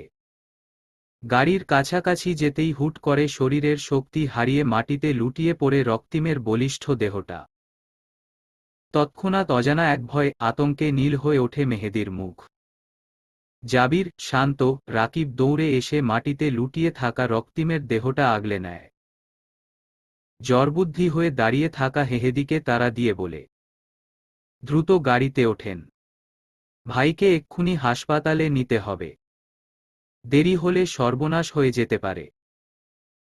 অশান্ত মস্তিষ্ককে কোনোমতে শান্ত করে 1 ঘন্টার পরীক্ষা শেষে হলো থেকে বেরিয়েছে দৃষ্টি। আদালতে কি হয়েছে ভাবনা চিন্তায় বুকের ভিতরটা অবিরাম কাঁপছে। রাস্তায় শিক্ষার্থী সহ অভিভাবকদের উপচে পড়া ভিড়। ভয়ার্ত চোখে আশেপাশে তাকিয়ে পরিচিত কোনো মুখ খুঁজতে ব্যস্ত দৃষ্টি। মিনিট 2 পার হতেই দেখতে পায় ব্যস্ত ভঙ্গিতে রাকিব এগিয়ে আসছে তার দিকে। দ্রুত পা চালিয়ে দৃষ্টি নিজেও এগিয়ে যায় সেদিকে। মুখোমুখি দাঁড়িয়ে প্রথমেই জানতে চায়, কি হয়েছে কোর্টে? ওনার জামিন হয়েছে তো?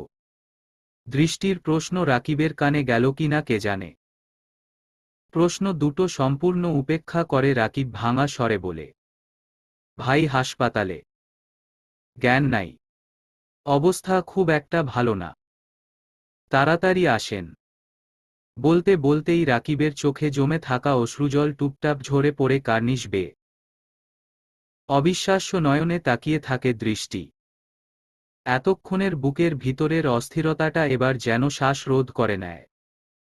মনে হয় পৃথিবীতে বিশুদ্ধ অক্সিজেনের বড্ড অভাব। হাঁসফাঁস করে দৃষ্টি। পাগলের মতো হাঁটু গেড়ে বসে পড়ে সেখানেই। সমস্ত কোলাহল ছাপিয়ে বেজে ওঠে বিধ্বস্ত এক কিশোরীর আর্তনাদ। বুকে জমে থাকা কষ্টগুলো একে একে বেরিয়ে আসে প্রতিটা চিৎকারের সাথে। ছোট্ট হৃদয়ে কষ্টের বোঝাটা হয়তো একটু বেশিই হয়ে গেছিল। সেই ভার সহ্য করতে না পেরে জনসম্মুখেই হিতাহিত জ্ঞান ভুলে দুঃখ বিলাসে মেতে উঠেছে। মাঝ রাস্তায় এক কিশোরী মেয়ের বুক ফাটা আর্তনাদে জনগণ বিমূঢ়। অবাক নেত্রে শুধু তাকিয়ে দেখে যাচ্ছে বিধ্বস্ত দৃষ্টিকে। রাকিব বুঝতে পারে আবেগ নিয়ন্ত্রণ করতে না পেরে খুব বড় এক ভুল করে বসেছে। এখন এই ভঙ্গুর হৃদয়ের মানবীকে কিভাবে সামলাবে সে? ইতিমধ্যে দৃষ্টিকে ঘিরে জটলা বেঁধে গেছে। কেউ কেউ এগিয়ে এসে জানতে চাইছে কি হয়েছে। আবার কেউ কেউ দূর থেকেই মায়া মায়া দৃষ্টিতে দেখে যাচ্ছে দুঃখবিলাসিনীকে। কয়েকজন মহিলার সহযোগিতায় একটা সিএনজি ঠিক করে দৃষ্টিকে তুলতে সক্ষম হয় রাকিব। হাসপাতালে যাবার পুরোটা সময় চিৎকার করে কেঁদে গেছে দৃষ্টি। অস্পষ্ট স্বরে কি যেন বারবার বলেছে। বুঝতে পারেনি রাকিব। বিষাদের প্রলেপ ঘেরা মুখটা দেখে কি যে মায়া হয় রাকিবের। এতদিন এই মেয়েটাকে দেখলেই তার রাগ হতো।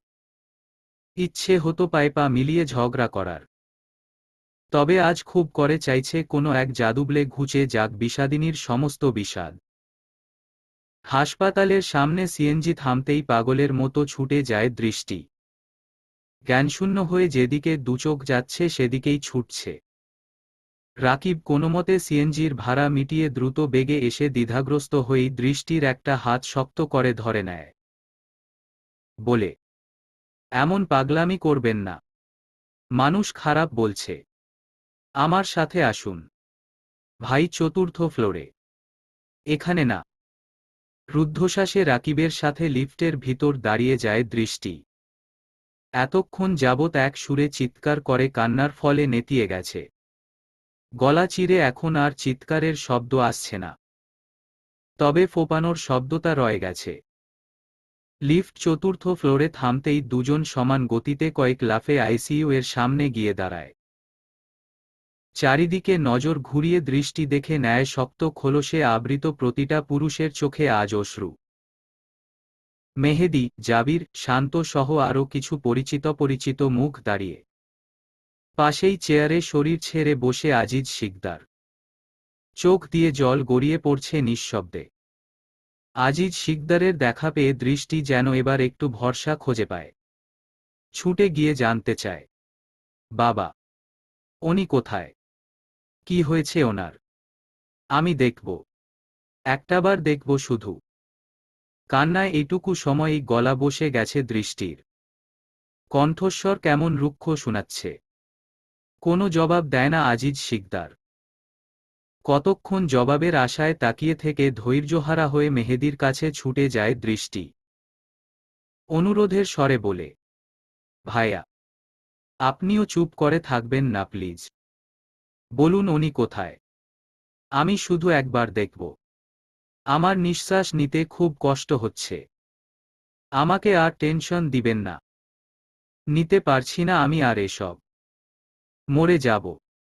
একদম মরে যাব। কথাগুলো বলতে বলতেই নিস্তেজ হয়ে ঢলে পড়ে দৃষ্টি। চোখের সামনে ঝাপসা হয়ে আসে সমস্ত কিছু। মেঝেতে লুটিয়ে পড়ার আগেই ধরে নেয় মেহেদী। তড়িৎ দুজন নার্স ডেকে ধরাধরি করে একটা কেবিনে নিয়ে যায়। ডাক্তার দেখে জানায় অত্যন্ত দুর্বল শরীর। স্ট্রেস বেশি হয়ে গেছিল। এত ধকল সহ্য করতে না পেরে জ্ঞান হারিয়েছে। মাঝ সাগরে ডুবতে গিয়েও যেন ডুবছে না কেউ। কেমন একটা দম বন্ধকর পরিস্থিতি। যেদিকেই তাকায় সেদিকেই যেন বিপদ। একটু একটু করে ধৈর্যের বাঁধ ভাঙছে প্রত্যেকের। ক্ষীণ হচ্ছে আশার আলো। রক্তিম দৃষ্টির গল্পের শেষ পরিণতি কি এটাই? হঠাৎ আসা এই ঝড়েই কি নিঃশেষ হবে তাদের অসমাপ্ত গল্প? দুচোখ জুড়ে হাজার স্বপ্ন, বুক ভরা আশা নিয়ে ছন্নছাড়া রক্তিমকে ভালোবেসেছিল যে মেয়েটা, সৃষ্টিকর্তা কি তার ভাগ্যে বিয়ে পরবর্তী দিনগুলোতে এক বিন্দু সুখ রাখেনি? এ কেমন নিষ্ঠুর বিচার তার! বুক চিরে হতাশার নিঃশ্বাস বেরিয়ে আসে মেহেদীর। দুহাতে মুখ ঢেকে কতক্ষণ চুপ থেকে অন্যদের উদ্দেশ্যে বলে, রক্তিমের কথা আপাতত বাড়িতে যেন আর কেউ না জানে। দুজনকে সামলাতেই জান বেরিয়ে যাচ্ছে। বাকিদের সামলানোর ধৈর্য আমার আর নেই। দীর্ঘ অপেক্ষার অবসান ঘটিয়ে ডাক্তার বেরিয়ে আসে আইসিইউ থেকে। উদ্গ্রীব হয়ে ছুটে যায় সকলেই। ঘিরে ধরে চারপাশ থেকে ডাক্তারকে। অধৈর্য হয়ে মেহেদী জানতে চায়, কি অবস্থা ওর? ভালো আছে তো? জ্ঞান ফিরেছে? রিপোর্ট কি এসেছে? আস্তে ধীরে মুখ থেকে সার্জিক্যাল মাস্ক খুলে প্রতিটা উৎসুক মুখের দিকে দৃষ্টিপাত করে ডাক্তার। ছোট্ট একটা নিঃশ্বাস ফেলে মাথা নাড়িয়ে জানায়, সিচুয়েশন ক্রিটিক্যাল। স্ট্রোক হয়েছে। ডান পাশ প্যারালাইজড। আর ঘণ্টা খানেক অবজারভেশনে রাখব। এরপর কেবিনে শিফট করব। হঠাৎ যেন প্রতিটা মানুষের মাথায় মস্ত বড় আকাশটা ভেঙে পড়েছে। শরীর ছেড়ে দেয় প্রত্যেকে। দুহাতে মুখ ঢেকে চোখের জল ছেড়ে দেয় মেহেদী। অশান্ত মনগুলো শান্ত হবার বদলে নতুন করে চোরাঝড়ের সম্মুখীন হয়ে আরও অশান্ত রূপ নিয়েছে। নিভু নিভু জ্বলা আশার প্রদীপটা ঝুপ করেই নিভে গেছে। এটুকুই কি বাকি ছিল? একটা মানুষের জীবনে আর কতভাবে দুর্দশা দিবেন সৃষ্টিকর্তা? একের পর এক আঘাতে মৃতপ্রায় জীবনটা এমন নির্জীবের মতো পড়ে থাকার থেকে না হয় মরেই যেত। মৃত্যু অন্তত রেহাই দিত এই অভিশপ্ত জীবন থেকে। কিন্তু হায়, মৃত্যুও যেন রক্তিমকে উপহাস করছে। সেও দেখতে চাচ্ছে একটা মানুষ এক জীবনে ঠিক কতটা দুঃখ সইতে পারে। মুখ থেকে হাত সরিয়ে পাগলের মতো মাথার চুল খামচে ধরে মেহেদী। শরীর কাঁপিয়ে হাঁটু মুড়ে নিঃস্বের কান্নায় ভেঙে পড়ে। হাতের উল্টো পিঠে সিক্ত চোখ মুছে এগিয়ে আসে জাবির। এক হাত মেহেদীর কাঁধে রেখে ধরা গলায় বলে, ভাই, আপনি এভাবে ভেঙে পড়লে আমরা কি করব? রক্তিম ভাইয়ের পর তো আপনিই আমাদের একমাত্র ভরসা। আর ভাবি, ভালোবাসার কাঙ্গাল ওই মেয়েটাকে কে সামলাবে? আপনার কাঁধে যে এখন অনেক বড় দায়িত্ব। একজন ভাই হয়ে ভাবির পাশে ছায়ার মতো থাকতে হবে। ভাইকে সঠিক চিকিৎসা দিয়ে সুস্থ করে তুলতে হবে। আমরা ভাইকে খুব বেশি দিন বিছানায় পড়ে থাকতে দেখতে পারব না।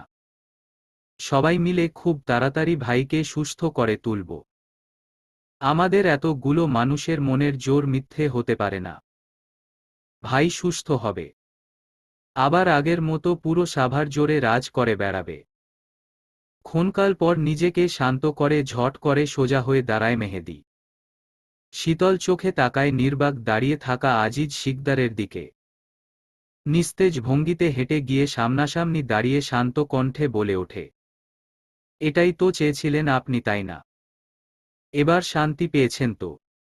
মনের জ্বালা মিটেছে? নিজের সন্তানকে তিলে তিলে নিজ হাতে মেরেছেন। দেহের মৃত্যু না দিয়ে মনের মৃত্যু দিয়েছেন। এক কুলাঙ্গারের জন্য এক স্বপ্নবাজ ছেলের স্বপ্নগুলো গলা টিপে হত্যা করেছেন। এখন তো আপনার খুশির অন্ত থাকবে না। আর কোনো লুকোচুরিরও প্রয়োজন পড়বে না। আদরের কলিজার টুকরা চরিত্রহীন ছেলে আর পুত্রবধূ নিয়ে নিশ্চিন্তে নিজ গৃহে শান্তিতে থাকতে পারবেন। দাঁড়িয়ে আছেন কেন এখনো এখানে? যান না, দ্রুত যান। রক্তিম নামের গলার কাটা আজ নিথর দেহে পড়ে আছে হাসপাতালের বেডে। এই খুশিতে পুরো এলাকায় মিষ্টি বিতরণ করা অতীব জরুরি। কথাগুলো শোনা মাত্রই অত্যাধিক রাগে কিরমিরিয়ে সর্বসম্মুখে আজিজ শিকদার থাপ্পড় বসিয়ে মেহেদীর গালে। কঠোর দৃষ্টিতে তাকিয়ে গলা চড়িয়ে বলে, একদম চুপ, বেয়াদব। একজন বাবাকে বিচার করার ক্ষমতা কবে হয়েছে তোমার? সংগ্রাম যেমন আমার সন্তান তেমন রক্তিমও আমার সন্তান। বরং সংগ্রামের থেকেও রক্তিমের প্রতি আমার টান একটু হলেও বেশি। কারণ সে আমার বড় সন্তান। তার জন্যই আমি প্রথম বাবা হবার অনুভূতি চিনেছি। প্রথম বাবা ডাক শুনেছি ওর মুখ থেকে। সবাই শুধু একপাক্ষিকভাবে ওর দিকটাই দেখছ। কারণ ওর দুঃখগুলো দৃশ্যমান। আর আমি তো বাবা। বাবাদের কোনো দুঃখ কষ্ট প্রকাশ করতে নেই। আজ কেউ আমাকে বুঝবে না। আমার ছেলেও না। বুঝবে সেদিন, যেদিন নিজেরা বাবা হবে। একজন বাবা ছাড়া কখনো অন্য কেউ একজন বাবার দুঃখ বুঝতে পারে না। সবকিছু ছাপিয়ে আজ সত্যিই আমি অপরাধী। সন্তানদের ভালো করতে গিয়ে, একটা শান্তিপূর্ণ সুন্দর ভবিষ্যৎ দিতে গিয়ে আজ আমি একজন আদর্শ বাবা থেকে নিকৃষ্ট বাবাতে পরিণত হয়েছি। নীরব কান্নার সাক্ষী বহন করছে আজিজ শিকদারের রক্তিম ফোলা দুটো চোখ। কাঁপছে পুরো শরীর। জোর গলায় এতগুলো কথা বলায় হাঁপিয়ে গেছে। বুকে চাপ অনুভব হচ্ছে। ঘন ঘন নিঃশ্বাস ফেলছে। কিছুই বলতে পারে না আর। ক্লান্ত ভঙ্গিতে ধপ করে বসে পড়ে চেয়ারে। দুহাতে মুখ ঢেকে ছোট বাচ্চাদের মতো শব্দ করে কেঁদে ওঠে। ভালো করতে গিয়ে ছোট্ট একটা ভুলের কারণে আজ এতগুলো মানুষের জীবন বিপন্ন। যে ছেলের আঙুল ধরে টুকটুক করে হাঁটা শিখিয়েছিল ছোট্টকালে, আজ সেই ছেলে পঙ্গুত্ব বরণ করে বিছানায় নিথর হয়ে পড়ে আছে। শুধুমাত্র নিজের ভুলের কারণে। একটা সময় যে ছেলের গোপন কথার সিন্ধুক ছিল, আজ সেই ছেলের দুঃখের সিন্ধুক হয়ে গেল। তালাবদ্ধ সিন্ধুক খুলে ছেলেকে ভাসিয়ে দিল দুঃখের সাগরে। বাবা ছেলের সম্পর্ক স্বাভাবিক করার বদলে নিঃশেষ করে দিল একেবারে। বাবা হয়ে নিজে হেঁটে বেড়াবে আর ছেলে পড়ে থাকবে বিছানায়। কিভাবে সহ্য করতে এই দৃশ্য? ছেলের অচল দেহ দেখার আগে আল্লাহ মৃত্যু দিক এই পাপী বাবাকে। উঠিয়ে নিক পৃথিবী থেকে বাবা নামক ঘৃণ্য মানুষটাকে। রক্তিমকে কেবিনে শিফট করা হয়েছে। আপাতত করা ডোজের ঘুমের ইনজেকশন দেওয়ার ফলে ঘুমাচ্ছে। ডাক্তার স্পষ্টভাবে জানিয়ে দিয়েছে একদম চিন্তামুক্ত রাখতে হবে। দ্বিতীয়বার কোনো কিছু নিয়ে হাইপার হলে ধুক ধুক নিঃশ্বাসটাও হয়তো চিরতরে বন্ধ হয়ে যেতে পারে। আবার এমনও হতে পারে হৃৎপিণ্ডটা সচল থাকলেও ডান সাইডের পাশাপাশি পুরো শরীরটাই অকেজো হয়ে যেতে পারে। বিপদ এখনও উত পেতে আছে। যত সাবধানতা অবলম্বন করা যায় ততই ভালো। আইসিইউ থেকে কেবিনে শিফট করার সময় দূর থেকে একবার রক্তিমের নিথর দেহটা দেখার সুযোগ হয়েছে একবার। ডাক্তারের নিষেধ অমান্য করে দ্বিতীয়বার কেবিনে গিয়ে দেখার সাহস কেউ করেনি। রক্তিমকে কেবিনে শিফট করার কতক্ষণ পরই দৃষ্টির জ্ঞান ফিরে। পিটপিট দৃষ্টি মেলে তাকিয়ে দেখে মাথার উপর সাদা ছাদ। আশেপাশে তাকিয়ে বোঝার চেষ্টা করে কোথায় আছে। মস্তিষ্কে চাপ প্রয়োগ করতেই মনে পড়ে যায় একে একে সমস্ত ঘটনা। সাথে সাথে ধরফরিয়ে ওঠে বসে। তখনই বাহাতে ব্যথা অনুভব হয়। চোখ কুঁচকে হাতের দিকে তাকিয়ে দেখতে পায় ক্যানুলায় স্যালাইন চলছে। দাঁত চেপে এক টানে ক্যানুলা খুলে ওঠে বসে। ক্যানুলায় বেকায়দায় টান লাগায় গলগলিয়ে রক্ত গড়িয়ে পড়ে। সেদিকে কোনো ভ্রুক্ষেপ নেই দৃষ্টির। দৌড়ে বেরিয়ে যায় কেবিন থেকে। দরজার সামনে দাঁড়িয়ে থাকা দুজন নার্স আটকে দেয় তাকে। বলে ওঠে, ম্যাম প্লিজ এভাবে ছুটবেন না। আপনার শরীর দুর্বল। আবারও মাথা ঘুরিয়ে পড়ে যেতে পারেন। দৃষ্টি শুনে না কারো কথা। দুর্বল শরীরেই কিভাবে যেন শক্তি এসে ভর করে। এক ঝটকায় ছাড়িয়ে নেয় নিজেদের। ছুটে গিয়ে থামে মেহেদীর সামনে। হাঁপিয়ে যাওয়া স্বরে বলে, কোথায় উনি? ফ্যালফ্যাল নয়নে দৃষ্টির মুখের দিকে কতক্ষণ তাকিয়ে থাকে মেহেদী। কয়েক মুহূর্তের জন্য চোখ দুটো বন্ধ করে কি যেন ভাবে। পরক্ষণে চোখ খুলে দৃষ্টির হাত দুটো সস্নেহে নিজের হাতের মুঠোয় নিয়ে নরম সুরে বলে, দৃষ্টি, বোন তুমি তো অনেক স্ট্রং একটা মেয়ে তাই না?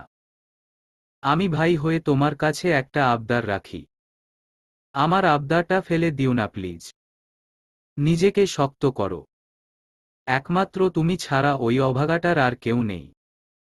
তোমাকেই সবটা সামলাতে হবে। আমি জানি তুমি পারবে। তুমি তো রক্তিমকে ভালোবাসো। এখন তুমিও যদি এমন ভেঙে পড়ো অসুস্থ হয়ে যাও তবে রক্তিমকে কে দেখবে? বোন প্লিজ, শক্ত করো নিজেকে। একদম শান্ত দৃষ্টি। শীতল চোখে মেহেদীর দিকে তাকিয়ে থমকে যাওয়া কণ্ঠে জানতে চায়, বেঁচে আছো তো? আঁতকে ওঠে মেহেদী। তড়িৎ মাথা ঝাঁকিয়ে বলে, কি সব আজেবাজে ভাবছ? এমন কিছুই হয়নি। স্ট্রোক হয়েছে। এখন ভালো আছে। ডাক্তার বলেছে আর কোনো টেনশন নেই। ঘুমের ইনজেকশন দেওয়া হয়েছে তো, তাই ঘুমাচ্ছে। তুমি যাও, দেখে আসো। তবে ডেকো না। নিজে থেকে উঠলে তখনই কথা বলো।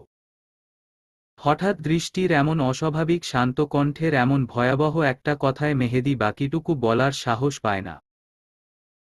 কেবিনের সামনে দাঁড়িয়ে ডাক্তারের থেকে অনুমতি নিয়ে দৃষ্টিকে দেখার সুযোগ করে দেয়। দরজা ঠেলে ভিতরে ঢুকতেই বুকটা মুচড়ে ওঠে দৃষ্টির। বলিষ্ঠ সুদেহী শরীরটা বিছানার সাথে মিশে আছে। দাড়ি ভর্তি মুখটা কেমন ফ্যাকাশে। ধূসর ঠোঁট দুটো কালচে বর্ণ ধারণ করেছে। বুকের ভিতরের অশান্ত ঝড়োটা আবারও টের পায় দৃষ্টি। উদ্ভ্রান্তের মতো এদিক ওদিক তাকায়। শরীরটা আবারও দুর্বল হচ্ছে। দাঁড়িয়ে থাকার শক্তিটুকুও যেন হারিয়ে যাচ্ছে। দেয়ালে ঠেস দিয়ে দাঁড়িয়ে ঘন ঘন শ্বাস নেয়। অপলক তাকিয়ে থাকে ফ্যাকাশে মুখটার দিকে। বুকের ভিতর কান্না আটকে রাখা দায় হয়ে পড়ছে। সব ভেঙ্গেচুরে তোলপাড় হচ্ছে। কিছুতেই পারছে না নিজেকে সামলাতে। মুখে ওড়না গুজে ব্যর্থ হয়ে ফুঁপিয়ে কেঁদে ওঠে। অশান্ত মন সৃষ্টিকর্তাকে শুধু বলে, হে আল্লাহ, ধৈর্য দাও আমাকে। বাড়িয়ে দাও সহ্য ক্ষমতা। গল্প দৃষ্টির আলাপন। কলমে আদোয়া ইবসার। পঞ্চম পর্ব। ভালো লাগলে লাইক এবং সাবস্ক্রাইব করে পাশে থাকার অনুরোধ রইল। ধন্যবাদ।